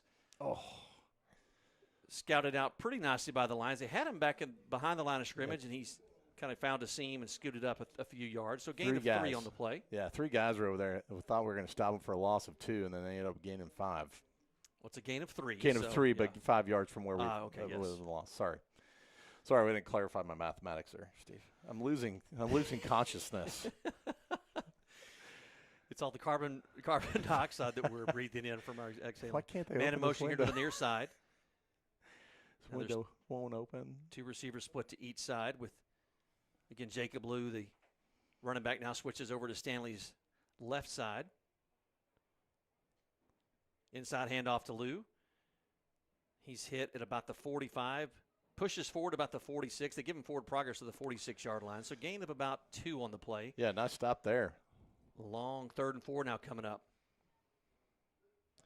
I think you're going to see this Cistercian offensive line start to tire. We are drastically larger than they are on our D-line. Yeah, definite size difference here. You haven't seen this a lot, but it's good to see the Lions with the kind of dominating the height and weight category for first time in a while. Yeah, it kind of looks like Nebraska versus Navy or somebody. Now the Hawks in their black jerseys with white stripes and dark gray pants. Man in motion in front of Stanley. Snap back to Stanley. Low snap. He picks it up. Pass here to the near sideline. Ball is well out of bounds. Good coverage there by Noah Smith. That falls incomplete. There is a penalty flag down on the far side. See if we can get what the offsides or let's see what the it's against the Hawks. Yeah, so legal procedure against the Hawks is declined, so that's going to bring up 4th down. And that's going to looks like it's going to bring on the punting unit for the Hawks. First time punting tonight. Is it? No, they had one earlier because Jacob Montez got it back. That's right. Yeah. Sorry, Steve. That's why you're a Class A in the business. Yeah. Try to stay with us, Jack. I'm losing consciousness in here. It's hot. 9:26 left here in the first half. Kind of a lob snap there. Jacob Montez. Oh, no. It hits him, and wow, let's see who falls on the ball. Montez got it back. Wow, that was a crisis averted. The Hawks would have had that 1st and 10 inside the Lions 20, but the Lions recover. Yeah, that ball was spinning awkwardly, just kind of hit him in the face mask and just didn't corral it. Yeah, it was kind of an end over end. Then when it hit, it bounced up and hit Jacob, and like you said, in the face mask, and then bounced away from him, and he was able to jump on it. So Lions take over 1st and 10. 9:15 left here in the first half. Lions leading 28-7, scoring on all 4 of their first drives. Man, it's just been fun to watch. So let's see what they do here. I got to get something written in my contract for these next couple of games for some air. we're gonna open up our door during halftime. We're gonna go outside. We've got there's several ladies from the nursing home that want to fan you out there. Oh. They're fans. So inside handoff to Noah Smith, takes it around the right side, picks up a block. Good block by Jace Walker on the outside. Noah Smith out close to a first down. Jace Walker had a great containment block on the outside on the left-hand side, Jack. Yeah, he got out there 9 yards, probably broke 2 tackles, really, Steve, I think, trying to gain that extra yardage. But, yeah, it was a great play call. Jace Walker is what sprung that open, so we'll remember that. That was a huge play by Jace, who has a touchdown. 2 touchdowns tonight. Austin Cosby back to pass, out to the near side to Noah Smith. He's hit out over the 30. That's going to be a first down for the Lions. And he's driven down. A little extracurricular kind of got tangled up there. Yeah, a little, hey, how you doing, kind of. They're just kind of checking each other's necklaces or something over there, it looked like. So they were asking what they studied in Bible study, their Bible study this week. Yep. All right, 1st and 10 for the Lions at their own 32. 8.5 minutes left here in the first half. Tons of time. Lions have 2 timeouts left, as do the Hawks. Mateo Sherpa slides to the right side behind Cosby. Inside handoff to Mateo, looking to pick up a couple of blocks, and he's finally taken down after a gain of not even a half a yard. I thought he maybe got a yard or so, but now he stopped right at the line of scrimmage. Oh, dear Lord. Hopefully we didn't get that on camera. What was that? A young man may have relieved his pregame meal over here, so it's okay. Really? I was looking around. Okay. I saw him take his helmet off. I go, what is he doing? Down the sideline. Okay. Oh, well, it was on the 40-yard line, 41-yard line. Oh, okay. Yeah, let's not run to this side. 2nd down and 10. Lions still at their own 32-yard line. Snap back to Cosby. Inside handoff to Sherpa. He's hit immediately. Still on his feet, and they blow it dead. Loss of 1 on the play. Yeah, I think they figured out the run on Sherpa all of a sudden. Maybe we go back to the pass. Yeah, I asked Jensen about that last week, where it seemed like that the Lions scored on their first 2 possessions, and then kind of looks like the homeschool Angels got some penetration, and they mentioned that that they made some adjustments. They were blitzing. They just stacked the box. Yeah, they had a lot of guys in the box. They were kind of keying on that run. Which is what you want. It's going to keep them honest on the pass. 3rd down. Oh, there's a little a screen blitz. pass to Mateo Sherpa. He's got room on the outside. Cuts it back up. Looking to pick up a block. He's taken down close to the 40-yard line. I think you see Fuller go for this one, Steve. It's too close. Yeah, 2 yards needed for the first down. Then you get to the 42. Ball spotted at the 40. There's no intention of punting this ball. No, I think they've offensively they've run a pretty good game here. I think they're gonna get a first down here. 2 receivers split to each side. Mateo Sherpa again in the backfield next to Austin Cosby. The Lions go for it here on 4th and 2. And the Hawks are going to take a timeout. They want to talk about this one. Well, you can't take these timeouts home with you, so they're going to try to use up all theirs on these defensive side of the ball, I guess. 6:34 left here in the first half. Lions leading 28-7. Reminder that next week we'll be on the road again. Another non-district game down in Austin against St. Michael's. Kickoff at 7 p.m. We'll be right here on the Grapevine Faith Sports Network. We'll have the Mike Fuller Show airing before that. Do you have a theme song that goes with the Mike Fuller Show? We do not have a theme song. Okay. The Mike Fuller Show. It's the Mike Fuller Show. Jack, that's where you jump in. Yeah. Jack, you didn't see it because we couldn't see the monitor. But the pregame video tonight, written by Brian Partridge and Coach Brandon Smeltzer, it was so powerful. If you didn't get a chance to see it after the game or at halftime, rewind the broadcast and catch the intro video because it was really, really well done. Brian Partridge with our broadcast journalism team and his students, they do a phenomenal job. And Brian's got a different person each week that's going to be delivering that pregame video, and it is really, really powerful, really cool. Brian, how many years have you been doing that? 4 years? Is this your 3rd year or 4th year doing it? 3rd year, yeah. Every year the broadcast class has gotten better and better. I mean, each year has gotten better. That Brian been under Brian's tutelage, I guess, for a while, but each year has gotten better and better. And we heard so many comments about the quality of the broadcast. So big 4th down play here. We'll get to that in a second. 4th down and 2 for the Lions. Snap back to Cosby. It's play action.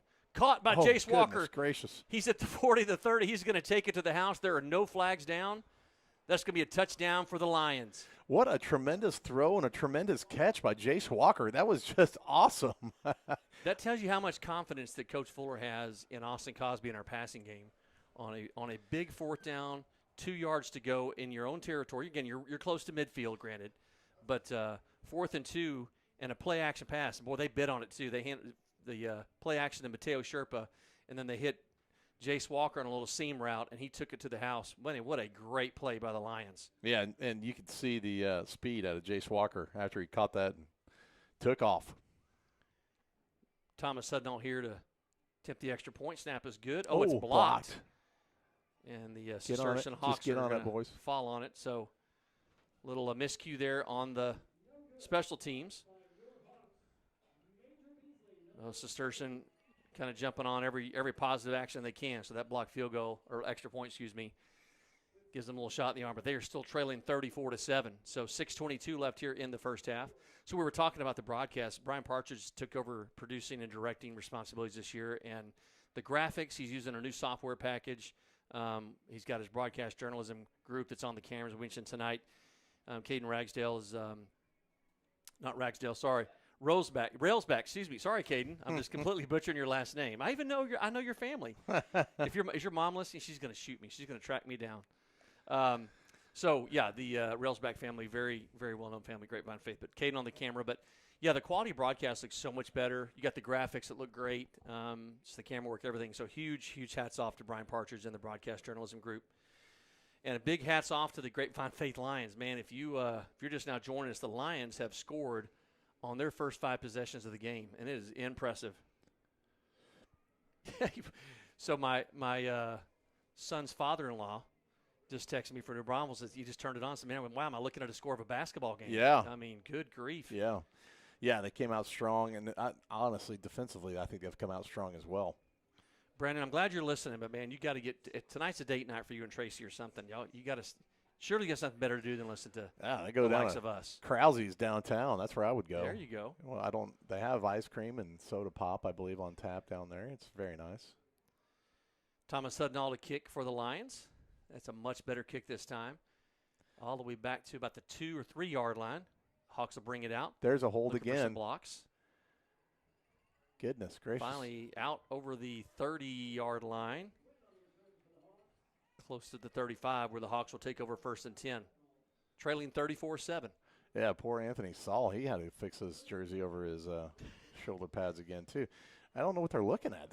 How did they miss it? They're not looking at that. Oh, I just don't understand how they missed it. It's right in front of you.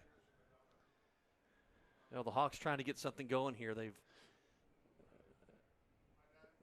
gone for it a couple times on 4th down, been successful once.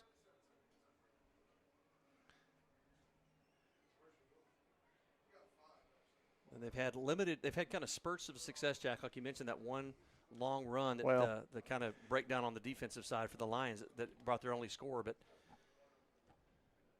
that was aided by a pass interference call or a hold. I can't which one of those. Snap back to Stanley, inside handoff. No, hit sir. Immediately. Great play there. Jude, is that Jude Seals again? Jude Seals, he's trying to strip the ball away. Jude Seals is a man possessed right now. Yeah, that was a great play. I thought he was going to pull that ball out of there. I think it was Austin Odette. Was it Odette? Yeah. I heard the stadium announcer, but I was kind of looked like I think it was either Jude Seals. Jude is 56, Austin 55. I thought I saw Jude really celebrating over there, but both of those guys have been very impactful for the Lions. I thought the defensive line had a great game last week, and they're having a good game this week again. Clock running, 5.5 left here. I think an offensive lineman moved. 3 receivers here on the near side. Yeah, well, they didn't call that either. They popped up, little prairie dogs to look over here. It is and Lou in motion. There's a little running back screen out to this near side. Big hit up there around the 32-yard line. Lou stumbles forward, gets a few of that loss back. Austin Odette in on the tackle. We've talked about it a lot too. We talked about it a lot too, Steve, making the other team being 3rd and long and us not being 3rd and long offensively, and we have done that pretty well tonight. Boy, that is huge. Not having those 3rd and long plays, Jack, where they know what's coming. Again, the Lions have done a great job of mixing up their offensive looks this first half. Again, Lions leading 34-7, just under 5 minutes left here in the first half. Hawks with a big 3rd down and 9 play. Stanley looking out to the far side, a little wide receiver screen. Very quickly, Luca Lavera sniffs that out, and he takes him down for a big loss on the play, loss of about 5. So that's going to bring up a 4th down and another punting situation for the Hawks. Yeah, I felt bad for that kid. That was not going anywhere. Hawks looking for their first win of the season. They've lost their first 2 games. They've struggled offensively, Jack. We talked about this. They had 2 field goals in the first game and 2 field goals in the second game. They've scored 12 points total in their first 2 games. I know that coach for the Hawks wants to change that. Oh, snap, almost over the head of the punter. It's going to be short, so the Lions need to watch to make sure it doesn't hit him. Jacob Montez grabs it at about the 28, picks up a couple of blocks, escapes a couple of guys, still on his feet. Scrambled forward, still trying to escape the tackle. He's still carrying 2 guys with him out to the 34-yard line. Jacob Montez really driving. Yeah, he carried that kid 10 yards across the field, east-west, not north-south. Jacob's not small, but he's definitely not one of the bigger kids on the team. But, man, what a powerful lower half he has. He was just driving his feet and would not give up. So good return there. Good for, I guess, probably about 7-8 yards. But, man, what a great effort by Jacob Montez. Yeah, with this game, with the score of the game right now, I think what's important is, too, in the second half, you're going to see a lot of players that may not have seen some time last week and, going to get their first shots this week as well. So 1st and 10 for the Lions. Just under 4 minutes left in the first half. Their own 34-yard line. Max Sherpa in the backfield. There's Noah Smith goes in motion. There's a play action on Austin Cosby on a quarterback keeper. He's taken down hard at the 36-yard line, so gain of about 2. Yeah, we talked about it last week. Austin's not the most explosive runner because it doesn't seem like that's something he likes to do very often. Yeah, I think he had a – oh, yeah, I'm sorry. That is a new quarterback. That's not Austin. Thank you. That's Cody Bowman. Thank you, Brian Partridge, for the heads up. Yeah, thanks for paying Unless attention. Did Austin carry that? I think Austin carried that last play. Yeah, and then they brought in Cody. Yep. Yeah, here's Cody Bowman back to pass. Little screen play. Oh, thrown behind Mateo Sherpa. That falls incomplete.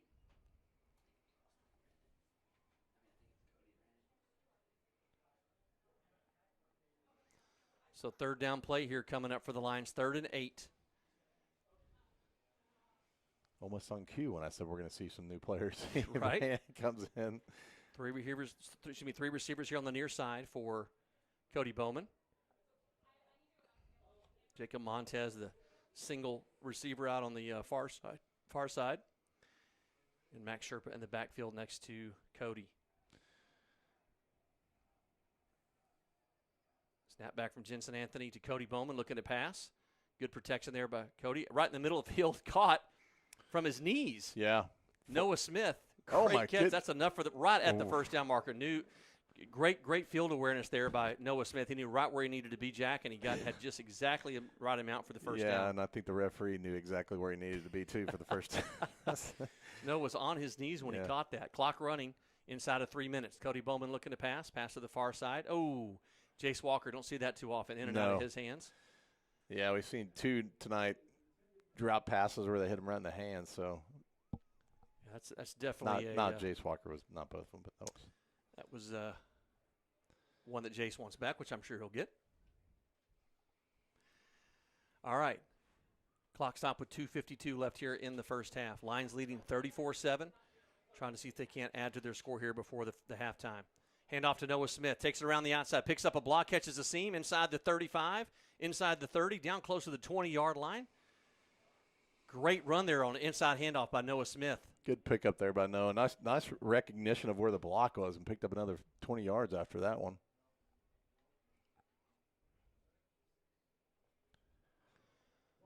Ball taken down to the 30, we call it the 36-yard line. 1st and 10 for the Lions. Another handoff, and hit this time to Mateo Sherpa. Takes it around the left side. Picks up a block. He's hit right around the 15-yard line. And that is I'm pretty sure it's close to a first down. Let's see if they give it to him. I'm not sure where the marker is. Nope, just shy of it. Yep. Just shy. It's going to bring up 2nd down, about a yard. Boy, can you imagine if you're one of those little defensive backs and you see Mateo Sherpa coming at you? Goodness You're right. gracious. The way he runs, like he's mad at the ground. Boy, yeah. Jack, his legs just pound. Inside handoff to Mateo. Again, takes it around the left side. Good play there. Tackle. Oh, big pancake block. I'll get that number in a second. I think that was Slade Corley. Absolutely drove. Good grief. That was, can't tell who that was. Is that Bear Couch? Bear Couch has a No, it was Austin Odette. Okay. Austin Odette took the left defensive end about 6 yards into the back to the secondary and drove him into the ground. Lions are going to take. The Hawks are going to take their final timeout. Yeah, the Bear Couch had a lot of pancake blocks last week. I think it was 5 is what the coaches had told me. Fuller mentioned that in the Mike Fuller show we had. He talked about he mentioned Bear Couch and Austin Odette specifically. I think they each had 5 or 6 pancake blocks, Jack, so that's a good call out. So the Hawks exhaust their timeouts here in the first half. 2 minutes, 11 seconds left in the first half. Lions leading 34-7. Lions will be facing a 3rd down and 1 from the Hawks' 16-yard line.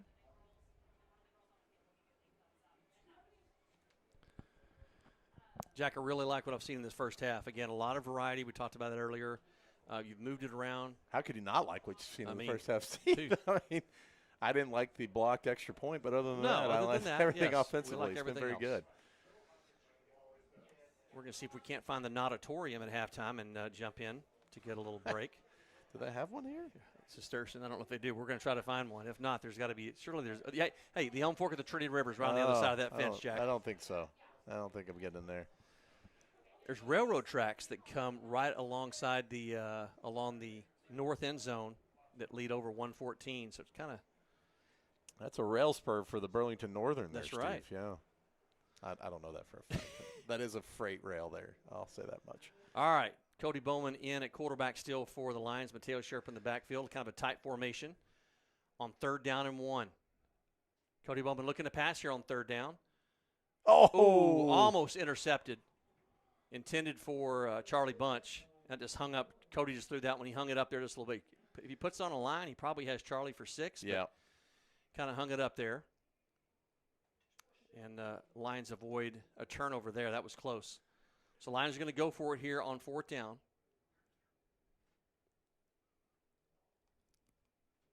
Not much of a surprise here, really, Jack. No. I mean, you're going to try to run clock. Yep.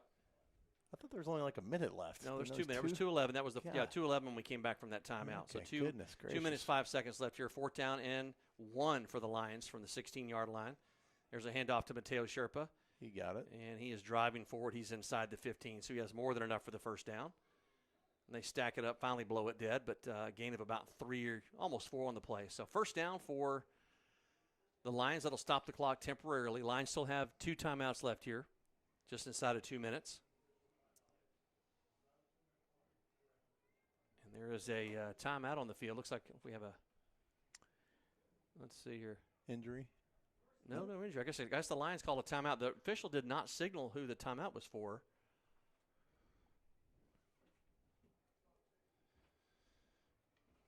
Yeah, I didn't see who.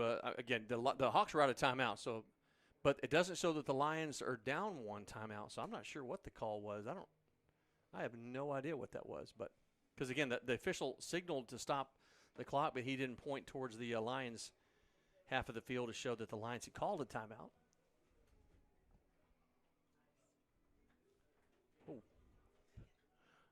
Our lights just went off in the press box, and we thought that the power had gone out for a second. Our viewers like, oh, if only that could happen. If only they could kill the power. Why can't the window open up? Jack, if you got water, you need to drink it, buddy. Yeah, Stay hydrated. Stay hydrated. Water. Yeah, it's a warm one here. We're gonna open up the door. We're gonna go outside, Jack, get some fresh air. Mm-hmm. Air this place out. I hear you. If this is an all-boys school, where are these cheerleaders from? Are they from Ursuline or Hockaday, I guess? Ursuline, I guess it would be. This is an all-boys school, isn't it? Yes, it is. That's what I'm saying. Where the cheerleaders come from. I don't know. That's our trivia question for the night. If you know where the Cistercian female cheerleaders come from on the sideline from an all-boys school, let us know. You can text us at 817-980-7994. The winner will receive a gift card delivered personally. What? By Jack Wharton. For what? I don't know, but something. Somebody gave you something? Do we have authorization for that, Steve? We have a limited budget, you know. Ursuline Academy and Hockaday. Okay. 1st and 10 for the Lions. Bowman back to pass. Oh, in and out of the hands of Noah Smith. He was sliding in the end zone, wide open. Defender was probably 5 yards behind him. And that's the third ball that's been right on the numbers for the Lions tonight that they have not been able to reel in. Noah wants that one back. You don't see that too often. Noah catches just about everything. He's human, Jack. Yes.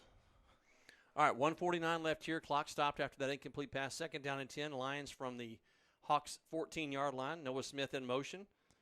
There's a handoff to Sherper that brings it to the near side, and he's hit inside the 15. Gain of a couple. Looked like that snap came back on Bowman a little bit quicker than he thought. Kind of messed up the timing on the handoff there.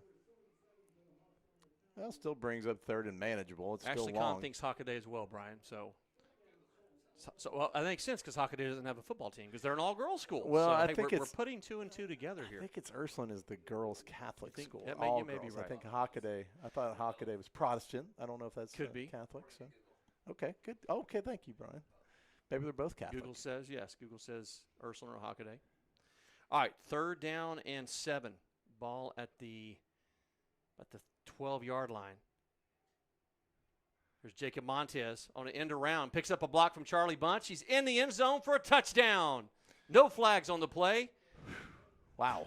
Lions a lot of score speed again. there. A lot of speed out of Jacob Montez to get around the end on that one. Jacob Montez on that wide receiver end around, and he just took it to the house, picked up another. That outside seam again was sealed by Jace Walker. That's his second big block of the night that's opened up a running lane for the Lions running game. So Jacob Montez, tons of speed. Good grief. Well, you can't say the offense looked bad in the first half. My Steve. goodness. Are we going for 2? Because I can't see. We're just kicking for the one. Okay, Yes. all right. I can't see Jack that. is so mistreated here. Every week. Thomas Hudnall to kick. Kick is up, and it is good out of the hold of Clark Limmerman. So 56 seconds left here in the first half. The Lions have scored on their first 5 possessions of the game. They lead 41-7. Man, it is impressive what we've seen tonight. I think that defense is going to be kicking themselves for not throwing a shutout in this first half. Well, you would expect probably in that second half. Cody Bowman, the second-string quarterback, already in. Expect you to see some additional players getting some playing time tonight and giving the first string a little bit of a breather. But regardless of who's in the game, Jack, they have executed. So you got personnel, you got talent, but you've still got to execute. And the Lions have executed again. Some big third and fourth down plays. They went forward on 4th and 2, right around midfield. Ended up scoring on that play on a seam route to Jace Walker. Jacob Montez with a. Jace Walker's had a monster first half. He really has. And so was Jacob Montez. That's Jacob Montez's second touchdown of the half.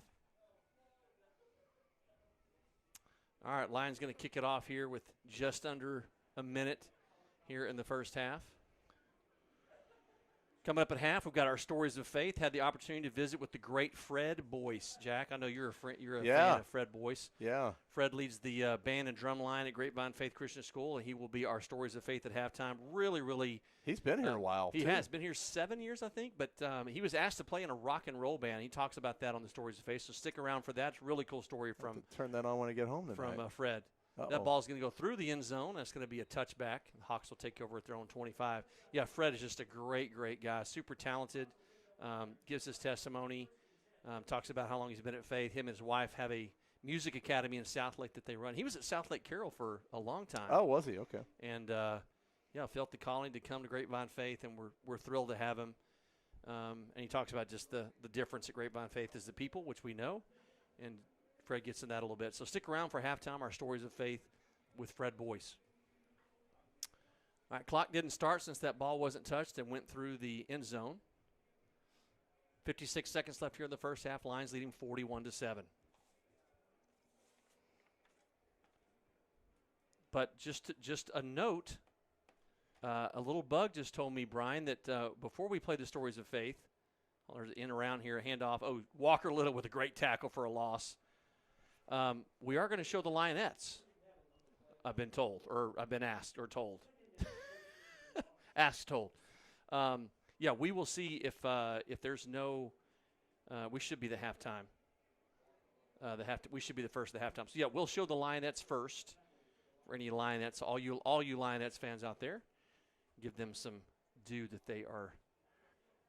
credit that they're due. We'll show the Lionettes, and then we'll play the Stories of Faith. Clock running with 18 seconds left here. Hawks are no hurry. I think they're ready to kind of get into the locker room, Jack. There's Stanley on the keeper, and he's hit out about the 20-yard line, taken down. Hit hard there. Scott Hadaway on the tackle. Big tackle there by Scott. Junior transfer from Covenant Christian. And that's going to do it for the first half. So an impressive first half for your Grapevine Faith Lions. The Lions 41-7, scored on all 5 of their possessions in the first half. So coming up, the Lionettes, followed by our Stories of Faith. Stay tuned. You're watching Grapevine Faith Football here on the Grapevine Faith Sports Network.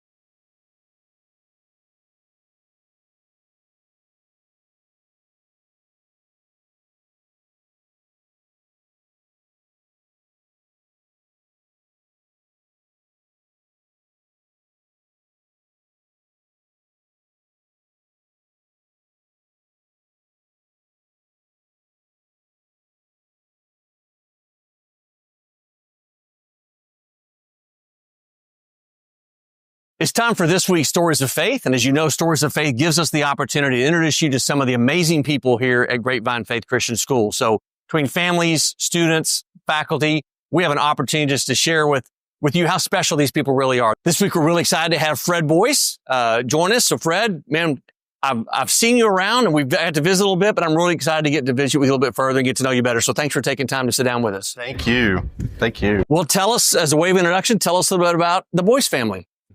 Well, there's three of us. Myself, Sherry Boyce, you may see her. She played piano for her graduation this past spring. And then my son, Aiden Boyce, is in 8th grade, and he's also on the drum line. This will be his second year to play on the bass. Awesome. And you've been here, we were talking about this earlier, you've been here my seventh year. Okay. Yeah. Grapevine Faith. So you were in public school. I guess you've got some history there as well, but what was the impetus that led you to Grapevine Faith Christian School? What was kind of the story behind that? Well, I had an incredible job at South Lake Carroll, doing the drum line and building that up. And, but I was never home. And so when my son was about to be born, I realized I needed my family to be in a Christ-centered atmosphere. And so I literally just walked into the head director's office and said I was going to go a different direction. Crickets. No, they couldn't believe I was walking away from it. But that's what I did. It was a leap of faith, and it has been an incredible journey. And then Scott Wernz found me. I applied. One person, Kara Fleming, told me, why don't you put in an application at Faith?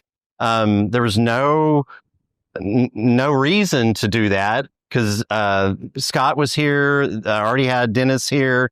And after I put in my one application, 24 hours, he resigned. And Scott Wernz called me up and just paraded me around here. And the rest is history. Now, you've been in music probably your whole life. I mean, guys like you that are so talented, you kind of grew up with that. And you graduated from UT Tyler with a music degree specializing in percussion, which is, lead the drum line here, makes sense. Tell us a little bit about your musical journey. Is that something that, did you grow up that way at an early age, knowing that you wanted to do music? Like, tell us about kind of your musical journey. Yeah, my dad was a big supporter.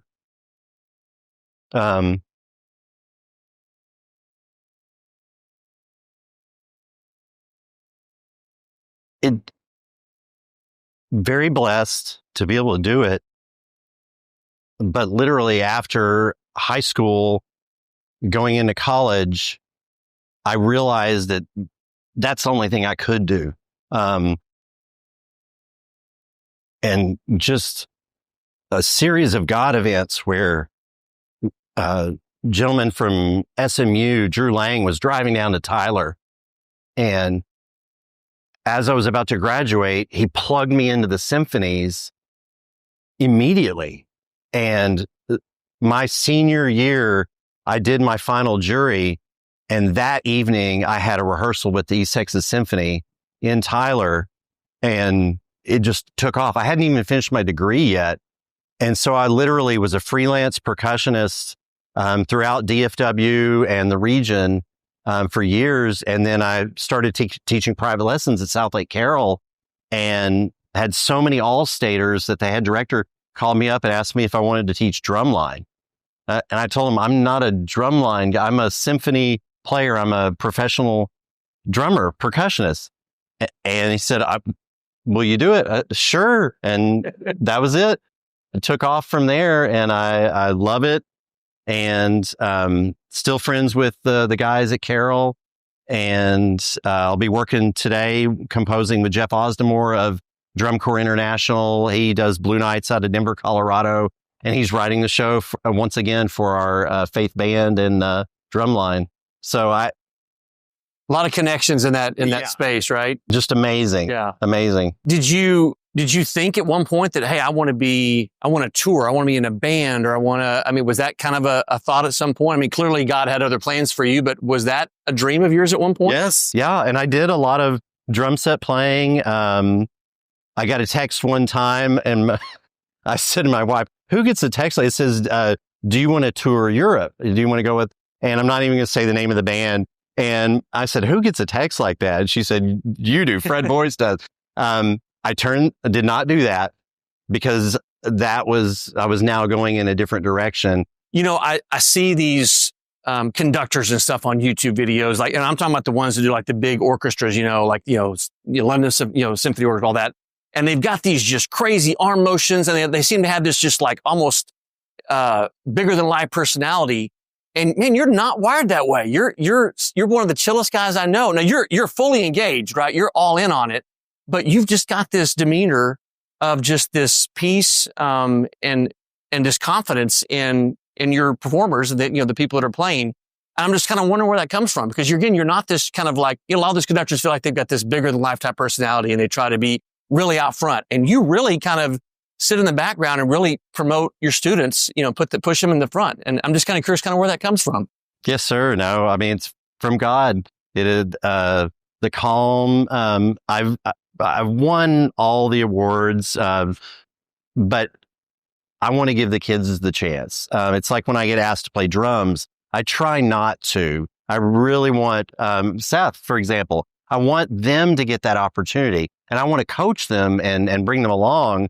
But no, it's, again, it's just, it comes from God, and, seeking his guidance in all things. And I get enough attention. So I want to share the love and share the joy with the students. It's awesome. Well, we love the humility and the spirit which you offer that. So let's talk about, you've referenced obviously, God. Let's talk about your relationship. How did you come to a saving knowledge of Jesus? And it's clearly, it's very, very personal to you and very important, I can tell. Yeah, so tell us about that. From a very young age, I felt him with me, and I just leaned into him immediately. And I would hear either my dad preach, or later in life, I would visit many churches, and I thought, okay, well, I need to do what they're doing. But the fact of the matter is, he has been with me my entire life from a very young age. And I just lean into him and try to reaffirm and make sure that I don't get too far from him. And that's all I can say. But I think what's so important in that story, though, Fred, is that you, even though you grew up as a pastor's son, you came to the point where you realized, like, hey, this isn't some generational thing. I have to have my own personal relationship. And you had to come to that moment of crisis, right? Where you say, I'm Jesus, come into my life. And so I think that's so important for, regardless of what anybody's testimony is, that it's still very much a personal decision that we have to make. And so, that's so powerful. And clearly your dad was, meant a ton to you, and your family's very important to you. So I appreciate you sharing from a personal perspective on that. I really do. So we've got so many gifted students, in the arts here, in music and so forth at Grapevine Faith. And there might be somebody watching and saying, hey, I've got a student that, would like to be involved in the band or drum line, something like that. What would you say to that family, about the programs and the ministries that Grapevine Faith has to offer them? It starts with someone like Jessica Kirby in the elementary, or the choir and band in junior high, depending on what grade they come in. It'll help tremendously if you have a foundation, just piano lessons, voice lessons, acting lessons, something like that. It all, ties together, whether they want to, work with Mr. Wernz on a musical, or sing in the choir or play in the band. It really does help to have that, backing from the parents. Say, hey, let's get you into some piano lessons. Because a lot of times the parents don't really know, unless they have a musical background, okay, what should we do to encourage this? And I encourage anyone, whether it's an athlete, to have that balance, just like your sons playing in worship for us in chapel, guitar, drums. It's just, there's a balance to it. So that's what I would recommend is just, get some lessons. My wife and I have owned a music school called South Lake Music Academy for 20 years. And it's amazing to watch all the different phases of life, whether they're athletes or musicians, just to go through that process and become lifelong learners.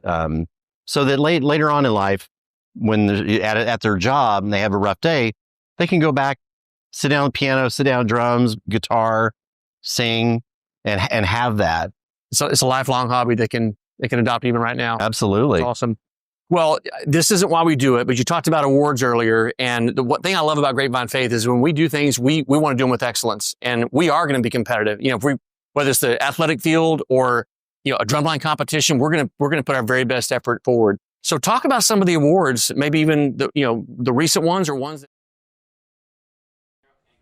Well, we are back here at Hawk Field on the campus of Cistercian Preparatory School. Sorry we had to cut the Stories of Faith with Fred Boy short. We will put that on our Grapevine Faith YouTube channel so you can see that in its entirety. Really appreciate Fred taking time with us to visit with us. Great guy, Jack, and a lot of award-winning drumline and music department at Grapevine Faith. So appreciate Fred joining us. So we're going to start the second half here. Thomas Hudnall to kick off. Hawks will receive it in the south end of the field, caught it about the 5-yard line, brings it back to the middle of the field. Number 8 cuts it out to the far side, picks up a couple of blocks, finally spilled out around the 35-yard line where the Hawks will take over 1st and 10. Lions leading 41-7 here to start the second half. Yeah, you don't want to give up on this first drive. I hope the defense comes out really fired up. Well, we talked about it, they were a little slow, kind of firing on all cylinders, Jack, and that very first series that the Hawks had the ball. But, man, then the Lions defense stepped up big. They had several big stops. They had that one kind of busted run play was really the big the one big play that the Hawks had in the first half. Yeah, I think we looked at 2 plays last week that were probably mistakes, and that was that long run to Tyson Davis after the catch, and then we can probably put 2 plays down on this half. Stanley in the backfield with 2 receivers here on this side.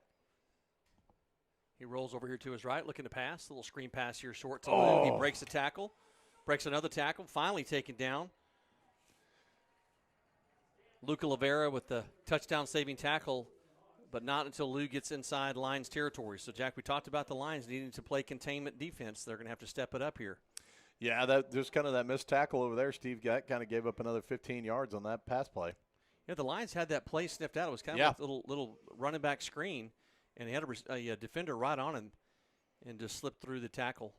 So really, yards after catch has not been much tonight until then. First and 10. There's a handoff around the right side.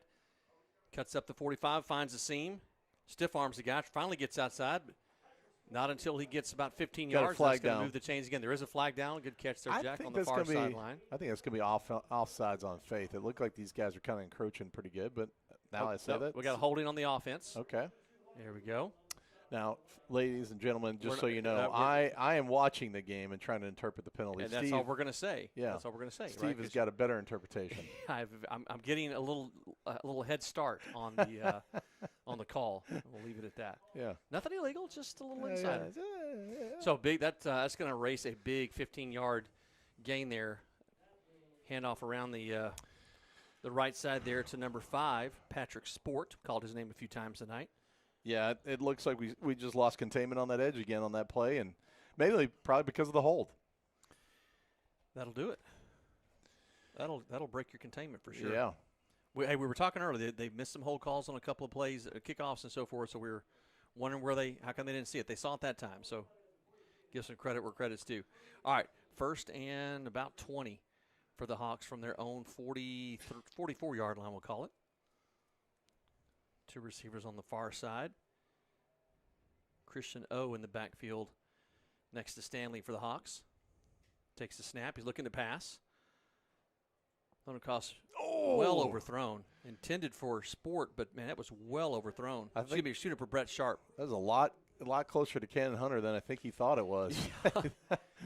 There were, 2 receivers, not really in the same pattern per se, but they were kind of in the same area. So, like you said, if Cannon peels off his receiver here on the side, he's not too far from that ball. But well overthrown by Stanley. Sophomore quarterback for the Hawks. 2nd down and 20 now. They bring a man in motion to the near side. There's a handoff to O. Hit immediately in the backfield. There's that big defense that we were looking for earlier. Colton Edwards in there on the play. Big tackle there by number 54. Well, I got to get out of here for the traffic. There as well. Traffic builds. I got so far to drive tonight, Steve. Whatever. Having fun, Steve. Having fun. So just underway here in the second half. Lions leading 41-7. Folks, we do apologize. We know there's some glitchiness in the video. And our Wi-Fi, like I said, is pretty much a hamster on a treadmill tonight. So yeah, we'll try to get that fixed this week before we head to Austin next week. Low snap. Stanley picks it up. Pass across the middle. Oh. Intended. Luca Lavera was also pretty close to that ball. It was intended for number 4, Brett Sharp again, but again, well overthrown by Stanley. It's going to bring up 4th down. He throws a nice ball. It just may not be in the direction of a receiver. It's beautiful in the air. It looks very nice. It's pretty flight, is it not? Yeah, Coach talking to Stanley and trying to tell him he's got to bring that ball down a little bit. So punt play for the Hawks. Snap is back. Jacob Montez trying to tell guys to get out of the way. That takes a Hawks roll all the way down inside the 10. Ooh, we got a hold too. There's no need. Penalty flag down on the far side. Yeah, so there's no need for that. It's going to move to the 3.5-yard line. Oh, a block in the back. Line. It's a block in the back against the Lions. So that's going to take it half the distance. Yeah, probably a big week for the broadcast next week, Steve. Got a lot of people probably not driving down to Austin for that game, but we'll be on the air, won't we? We might have. So instead of 2 viewers like tonight, we might have 4. How many we got tonight, Brian? How many viewers we got tonight? Okay, Brian doesn't know. What kind of producer is Brian? Hey, he's running this. He's running the optics over here, man. He doesn't have time for that stuff. Ain't nobody got time for that. Right now it's showing 40 watching, Jack. So did you tell me last week was like 1,000? 1,000? No, views, not viewers. Oh. Yeah. So when somebody looks at it, I'm throwing that out there to everybody. There was 1,000 people watching last week. Sorry about that. All right. So the Lions first and 10 at their own 3-yard line. So they're just going to have to go 97 yards here if they can. I don't have to make this a good broadcast, is what you're saying then. Inside handoff to Mateo Sherpa. Drives it up the middle. Austin Odette kind of mixing it up.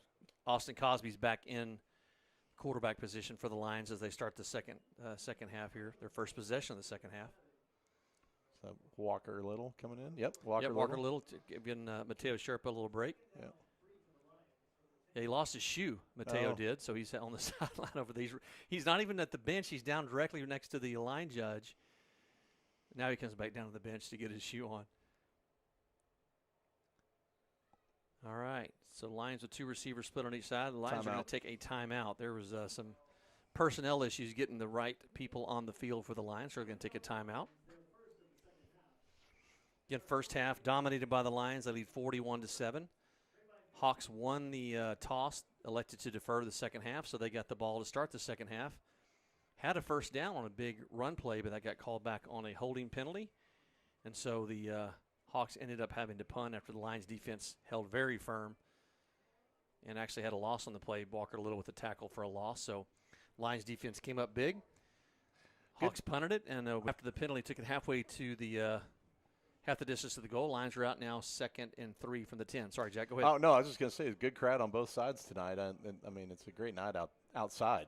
Yeah. It's a great night. I mean, I found the dryer in the locker room to dry my shirt out at halftime, but yeah. Yeah. You got to sit down here, man. Don't mess around. It wasn't us. If you could hear the banging, it wasn't us banging it. We're just visitors. All right. 2nd and 3, ball out at the 10-yard line after that last play by the Lions. Man in motion. Jace Walker, a little play action. Cosby.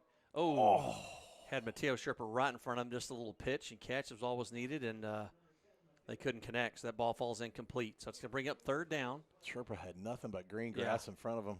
Easily had the first down and probably had another 20, 30 yards at least. So what could have been? Bowman back in at quarterback, or Wildcat maybe, Jacob Montez. Yep, it is Wildcat. You're right. Yep, Jacob Montez lined up at quarterback position. He's going to take it himself, takes it around the right side, looking to pick up a block. He has more than enough for the first down. He's out close to the 25-yard line. Great play there. Jack, just again using the skills that you have on offense, or really both sides of the ball, but using the personnel that you have like that is so powerful because you're throwing so many different looks at the defense. You might want to run away from your starting quarterback on the other side. You're not going to get a block from him, but great run there by Montez. Matt and Rachel, that was Jack that said that, not no, me. Well, I want him to get hurt. No, I'm kidding. Hand off to Mateo Sherpa. He's looking to pick up a couple blocks. He's out.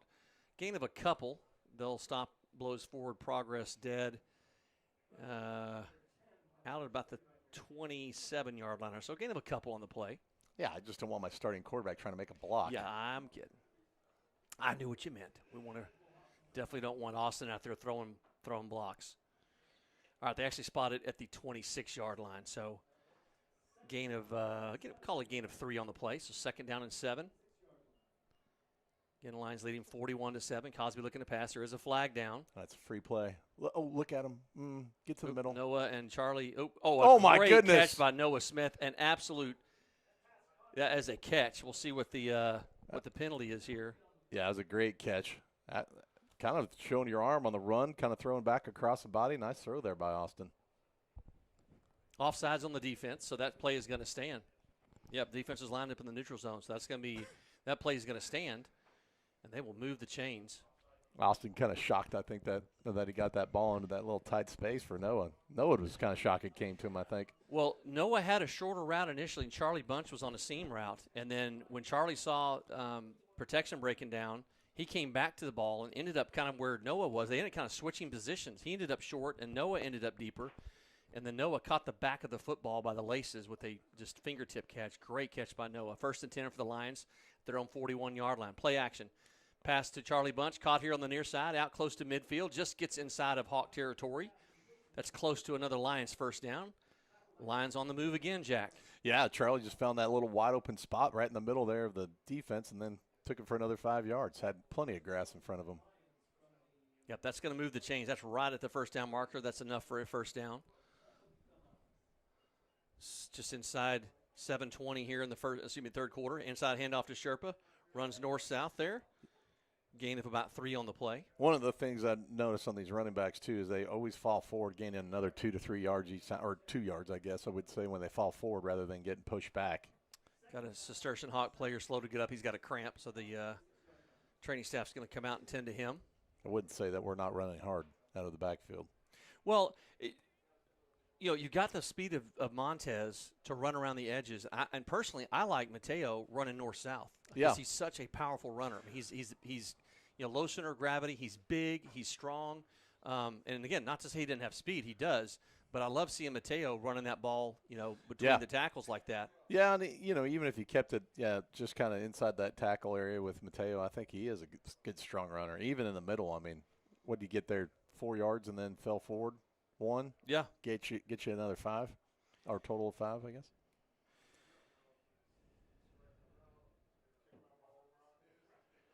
Matt Sobecki listening from South Lake tonight.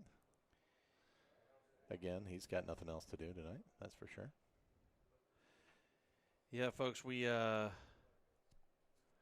know that we've got some glitches with the video. The audio apparently is great, again, other than the fact that you're having to hear Jack and my voice. But the video is glitchy. It's a little wonky. We apologize. We will have that fixed. We do have a new Wi-Fi that we kind of – Brian Partridge at the 11th hour was able to gain. Here's the inside handoff to Jay. Oh, play action, excuse me. Right across the middle to Noah Smith. Breaks a couple tackles, breaks it to the outside, and taken down at the 20-yard line. Almost broke it for a touchdown.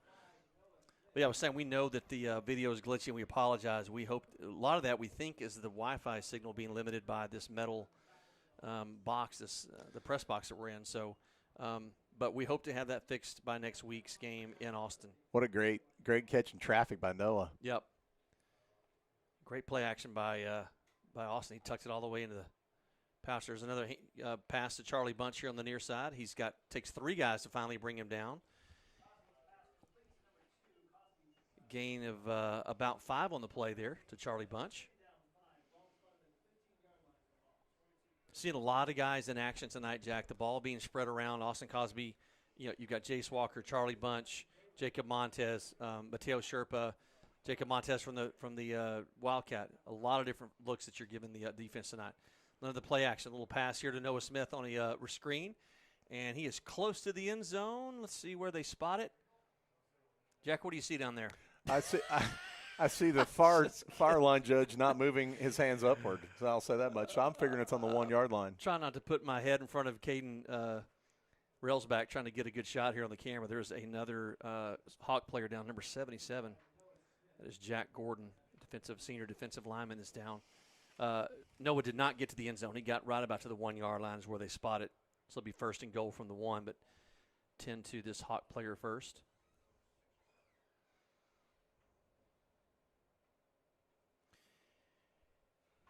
Yeah, we're just we're at the mercy of technology these days. Yeah, maybe we should get like a kind of a wireless sponsor or something.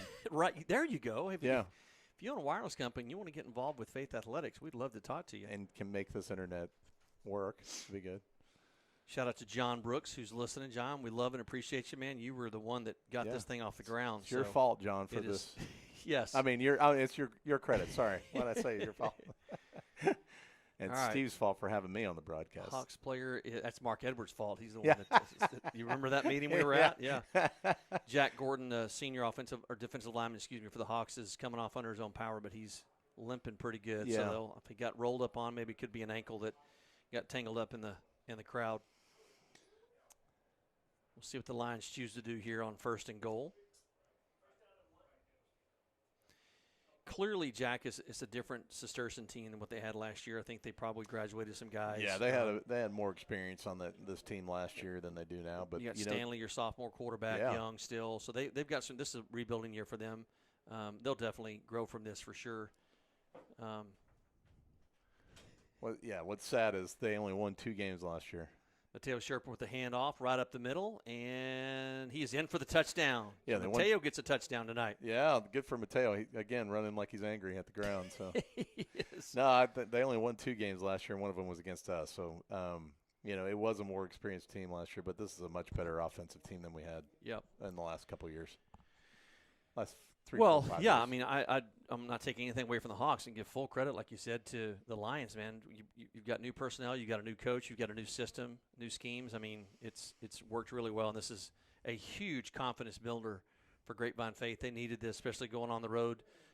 You've got, I guess, 2 more non-district games. You're on the road next week against St. Michael's in Austin, then you're at home against Atlas before your regular season starts, if I have that down correctly. I believe that's correct. Well, you got Lake Country after that. I believe that's right. Is that homecoming? I believe that's correct. Yeah. So get confirmation. I'm going to pull the schedule up here. We'll get confirmation. We're going to pull up that deer blind and put that on that side of the field for those people. Right. Actually, it wasn't that bad last year. It was kind of cool setup, and you could see pretty good from where we were. I felt for Coach Estrada and the other guys that had to go up on top of that thing, man. And we had a cameraman up there with them too, so that was crazy. Yeah, you are correct, Jack. That is we're on the road against St. Michael's next week, home against Atlas, Lake Country. Then we're at All Saints University, at Southwest Christian, then back home for Lubbock Trinity Christian, at Midland Christian, and then home against FWC for senior night. Yeah, we kind of talked through the schedule in the pregame last week, but, man, you got Midland Christian coming to town. Or we got to go to Midland, sorry, my bad. Right. And we got All Saints on the road, right? Yep, both of those on the road. So those are going to be the 2 toughest games on our schedule. No doubt. As soon as district hits, but obviously Fort Worth Christian and Southwest Christian are no layups either. Yeah. But yeah, we a little more competitive in those. Hopefully, be more competitive in the Midland Christian game. But Midland Christian and Bishop Lynch put together fireworks last week. I think they called their game in the 3rd quarter as well. A lot of games were interrupted by and canceled because of the weather. Kickoff by Hudnall, taken at the 10-yard line. Brings it back towards the middle of the field. Or the Lions stack him up there. Poor at Beckett, the 30-yard line. Poor Beckett Ruiz was taking on 2 Cistercian Hawks over there and did pretty good for him. Boy, Beckett, don't be taking any noise off of those guys. He took both of those guys down. I'll say that much. Absolutely did. Absolutely, he did. I look up and I'm like, why is Beckett having to be double teamed by these guys? Beckett, great young man, great family. Bryce and Michaela, and Reese family, just really big supporters of not only Grapevine Faith, but they're big supporters of Tim Tebow's foundation, Jack, and what he's doing. So Reese family really, really influential in a lot of areas. All right, here's Stanley, 1st and 10. There's a handoff. Nice defense there by the Lions. Who was that in there early? Number that was 56, Jude. Yeah, Jackson Awalt was in there as well. Yep, Jude Seals in there quickly. Jackson Awalt. Loss of 1 on the play, actually.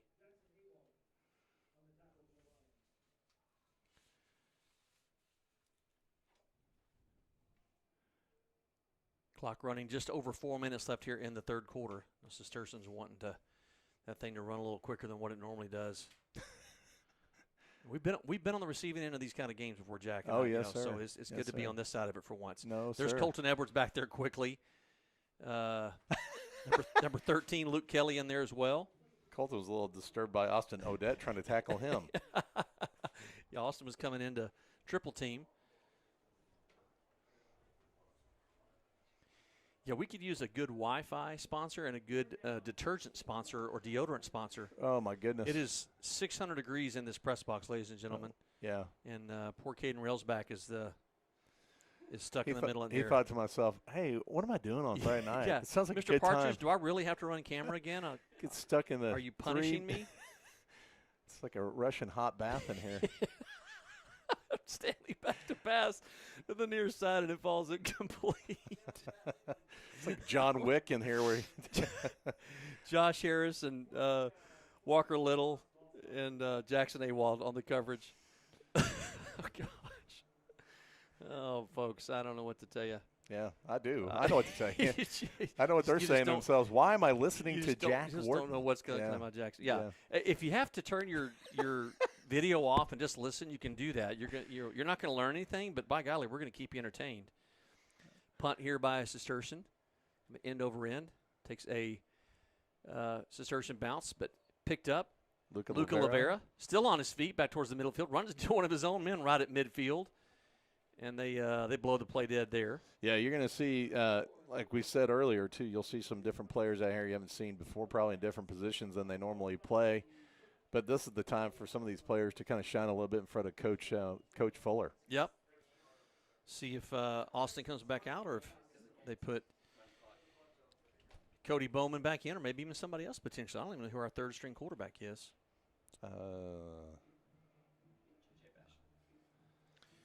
Let us know if you are watching. Let us know your name. 52 people watching apparently right now, according to our YouTube channel. Let us know if you're watching.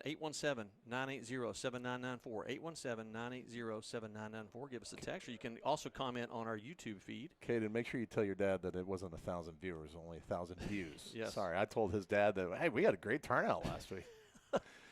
So Cody Bowman is in at quarterback. Handoff to Walker Little. Takes it around the outside. It hasn't even been touched yet. I'm not even sure he was touched at all. He's going to take this all the way to the house. There's not a flag down. Touchdown Lions.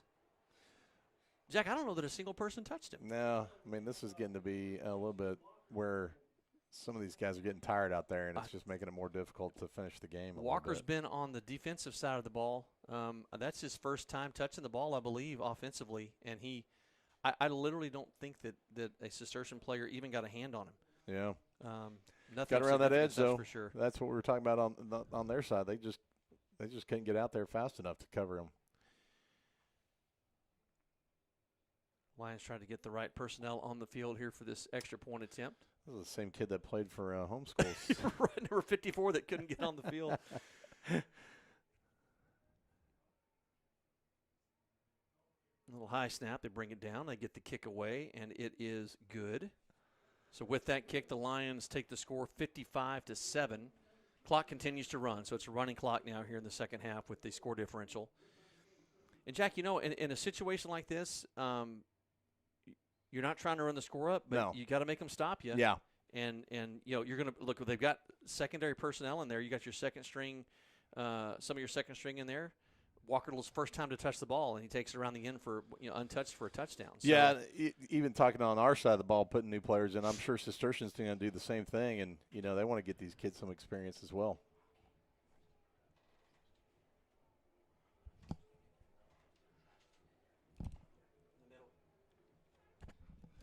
right, so the Lions will kick off. And see, they may just let the game clock run down, Jack. They haven't started the play clock yet, and we're going to be inside of 25 seconds. Yeah, so I think if they get this kickoff, it'll be the last play of the third quarter, but they might wait to see.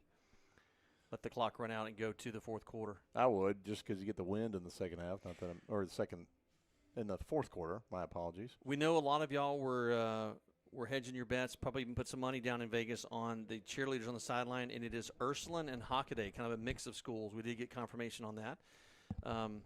Cistercian is an all-boys school, so we were kind of wondering how there are girls in the cheerleading squad, but kind of a sister school, if you will, between Hockaday, Ursuline, and Cistercian.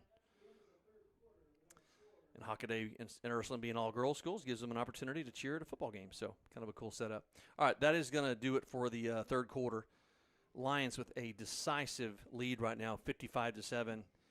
And, Jack, you've run a lot of different schemes. You've got a lot of different people that you had involved. I'm not real sure I saw a play from last week run this week. Yeah, right? Yeah, you're right. It looks almost not a different offense, but, man, you're executing when you need to. This is what we were talking about earlier. Like, you're not running the score here, but you're going to, hand the ball off, make your blocks, and make the other team tackle you. I bet Coach Fuller's pretty fired up getting his first win. I'm not trying to say the game's over with yet, but hopefully getting his first win this week. All right, I'm watching my eyes right now on Beckett Reese, number 33. We'll see if they have to double team him again. And he took out two players on it just by himself. Yeah, took out two guys. He took them both down. It was beautiful.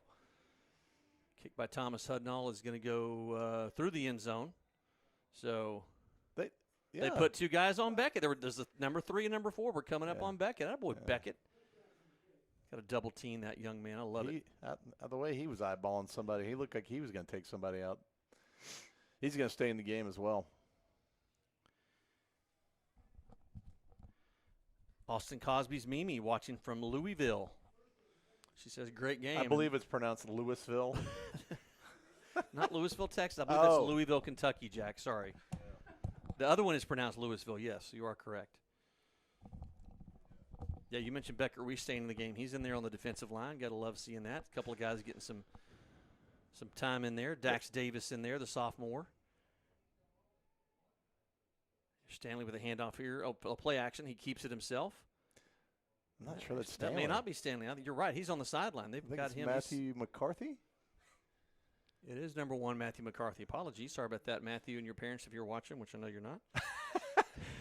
Matthew McCartney, lineage from Scotland, I'm sure. That's where I'm from originally. Not me, my grandmother. She's a McCarthy. Oh, my God. It's good to be late in the evening. Oh, mercy. Yep, that is the junior defensive backup quarterback, Matthew McCarthy, in for the Hawks. Look like the offensive line moves. Keeps it himself. No flags down that I see. Oh, big hit there. we grimaced and the whole crowd did as well. We could hear it through the glass. Jackson Awalt in there with a big hit. Dax Hubbard in the vicinity as well. That's enough for a Hawks first down, so they're going to move the chains. Luke Lavera getting a breather. McCarthy back to pass, chased out of the pocket, looking to pick up a block. And when he's hit hard, Beckett Reese in there on the tack. Attaboy, Beckett. Yep, one of the Hawks gets an extra shove in. No penalty there, right in front of the official. So he's ready to get out of here. He is ready to go. Yeah, I wonder if these officials, do they like a close game or do they like these games so they can get it done sooner, faster? I mean, what's their story, do you think, Steve? I don't know. The clock is running, so they're going to be better sooner. Yeah, folks, we had some people standing right in front of the camera. Apologies for that, but some of the Cistercian crowd is thinning out for sure. Pass out to the far side. That is still a live ball. They're going to call that a lateral. And nobody signaled incomplete pass, so that is a lateral thrown backwards. So, yep, that's going to be a loss on the play, big loss on the play. It's going to bring up third down and about 15. Ball all the way back to the 30-yard line. They've got to get to the 45. And, we talked about it maybe earlier that this is a pretty prestigious academic school, so I don't know that these are being recruited for athletic purposes like maybe some other schools that are west of us. Steve. Right. I'm not going to name names, but or north, west and north, maybe 2 schools. I know the one you enjoy the most. So, Brandon Tucker, I see your text to me. Yes, that is that's a great meme. All right, there's a pass across the middle. Intended for number 22. Falls incomplete, just a little bit high. Yeah, almost a great catch and almost a great hit. So 4th down and 15. That's going to bring up a punting situation again for the Hawks. Man, they've other than the one score that they had, Jack, when they've had opportunities to keep the ball moving and keep the series going, they've shot themselves in the foot with the penalty. They've had a holding call. They've had a couple of holding calls. They had a block in the back that brought it back. So yeah. Aside from that one defensive series and the one, blocked extra point, this has been a pretty flawless game for Grapevine Faith.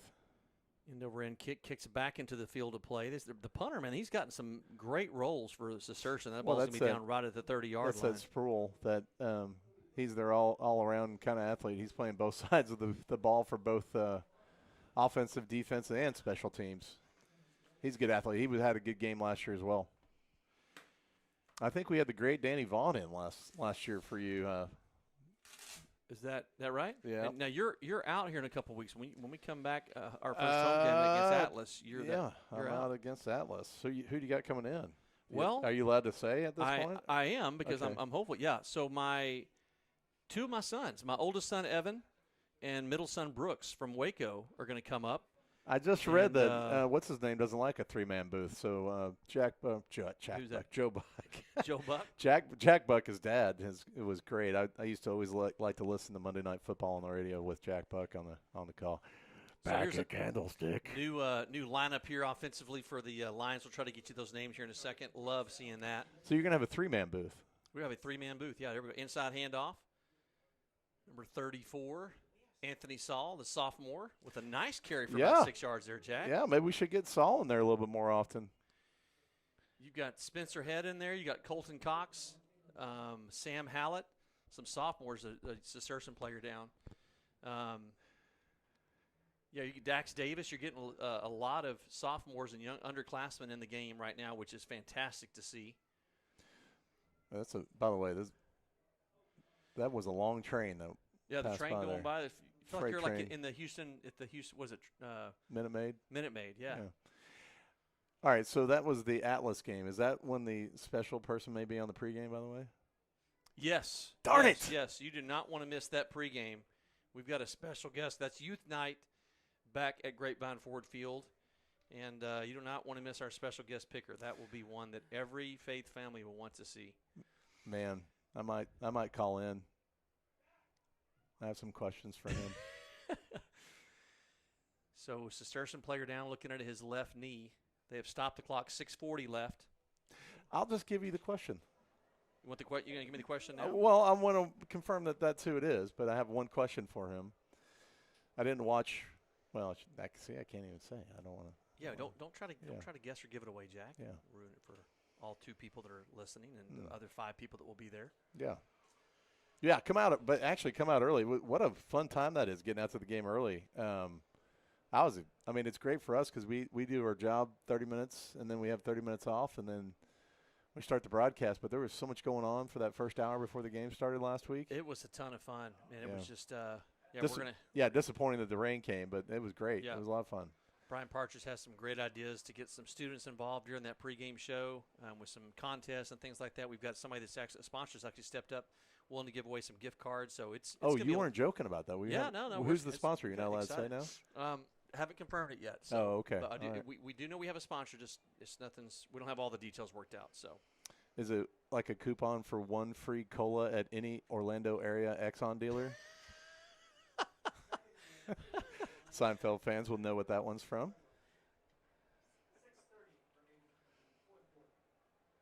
All right. Second down for the Lions, 2nd and 5. There's a handoff. Number 34 stumbles forward for maybe a yard. Anthony Saul again on the carry.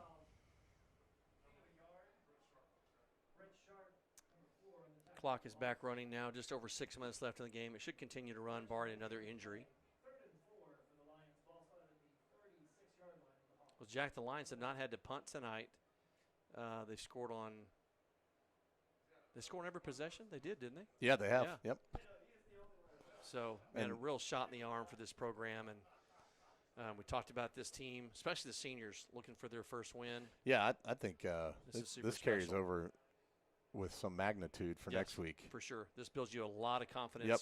You've seen a lot of different personnel spread the ball around to a lot of different people. Cody Bowman looking to pass, a little screen to Saul.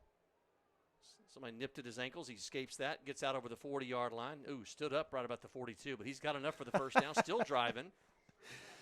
Looks like Caleb Parker was trying to carry him across the 45-yard line. So that's going to move the change for the Lions. It almost looked like Caleb didn't know, can I pick him up or can I not? Is that legal? Should I not? Should I not pick him up? Do that? I'm going to pick him up. Yeah, really, really impressive showing tonight.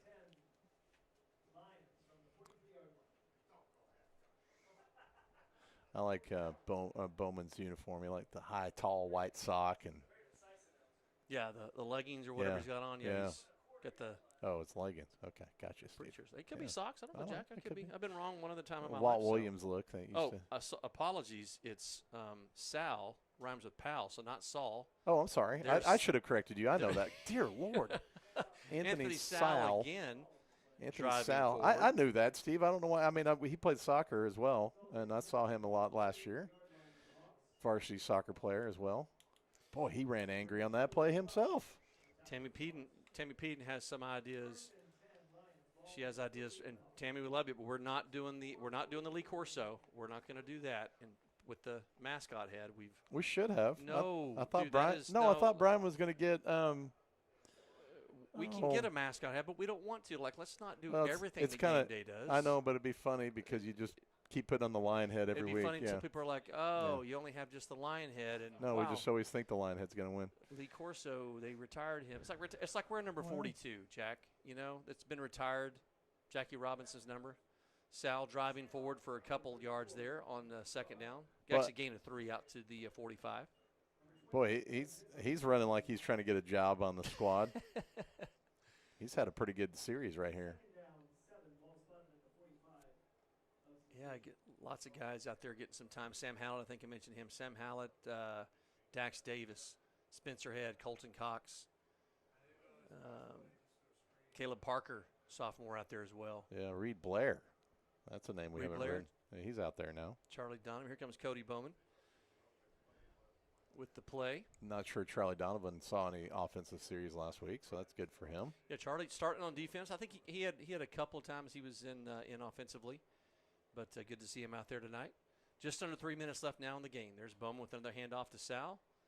Takes it to the outside, cuts back up towards the middle of the field, and gets a gain of 5 there on first down. Good strong run there by Anthony Sal. Herschel Walker, 34. That's kind of what he looks like out there. I'm not gonna Brian's a huge Cowboy fan, so I'm just gonna name random Cowboys to see if he knows their numbers. Raphael Septien. Wow, it's going back away. Yeah. He was right on the George Teague trivia, though. Yeah. Brian was spot on with that. So. Golden Richards, 87. Was he number 87? 84? Maybe he's 84. Here's one you may have never heard of, Jack. Troy Aikman. Oh, 8. Oh, snap goes over Cody's head. Oh, his ball is still Cody. Loose, and Hawks are going to take over after the fumble recovery. So, errant snap there on the play, and Hawks will get another chance here. Clock continues to run inside of 2 minutes. 55-7, the Lions lead.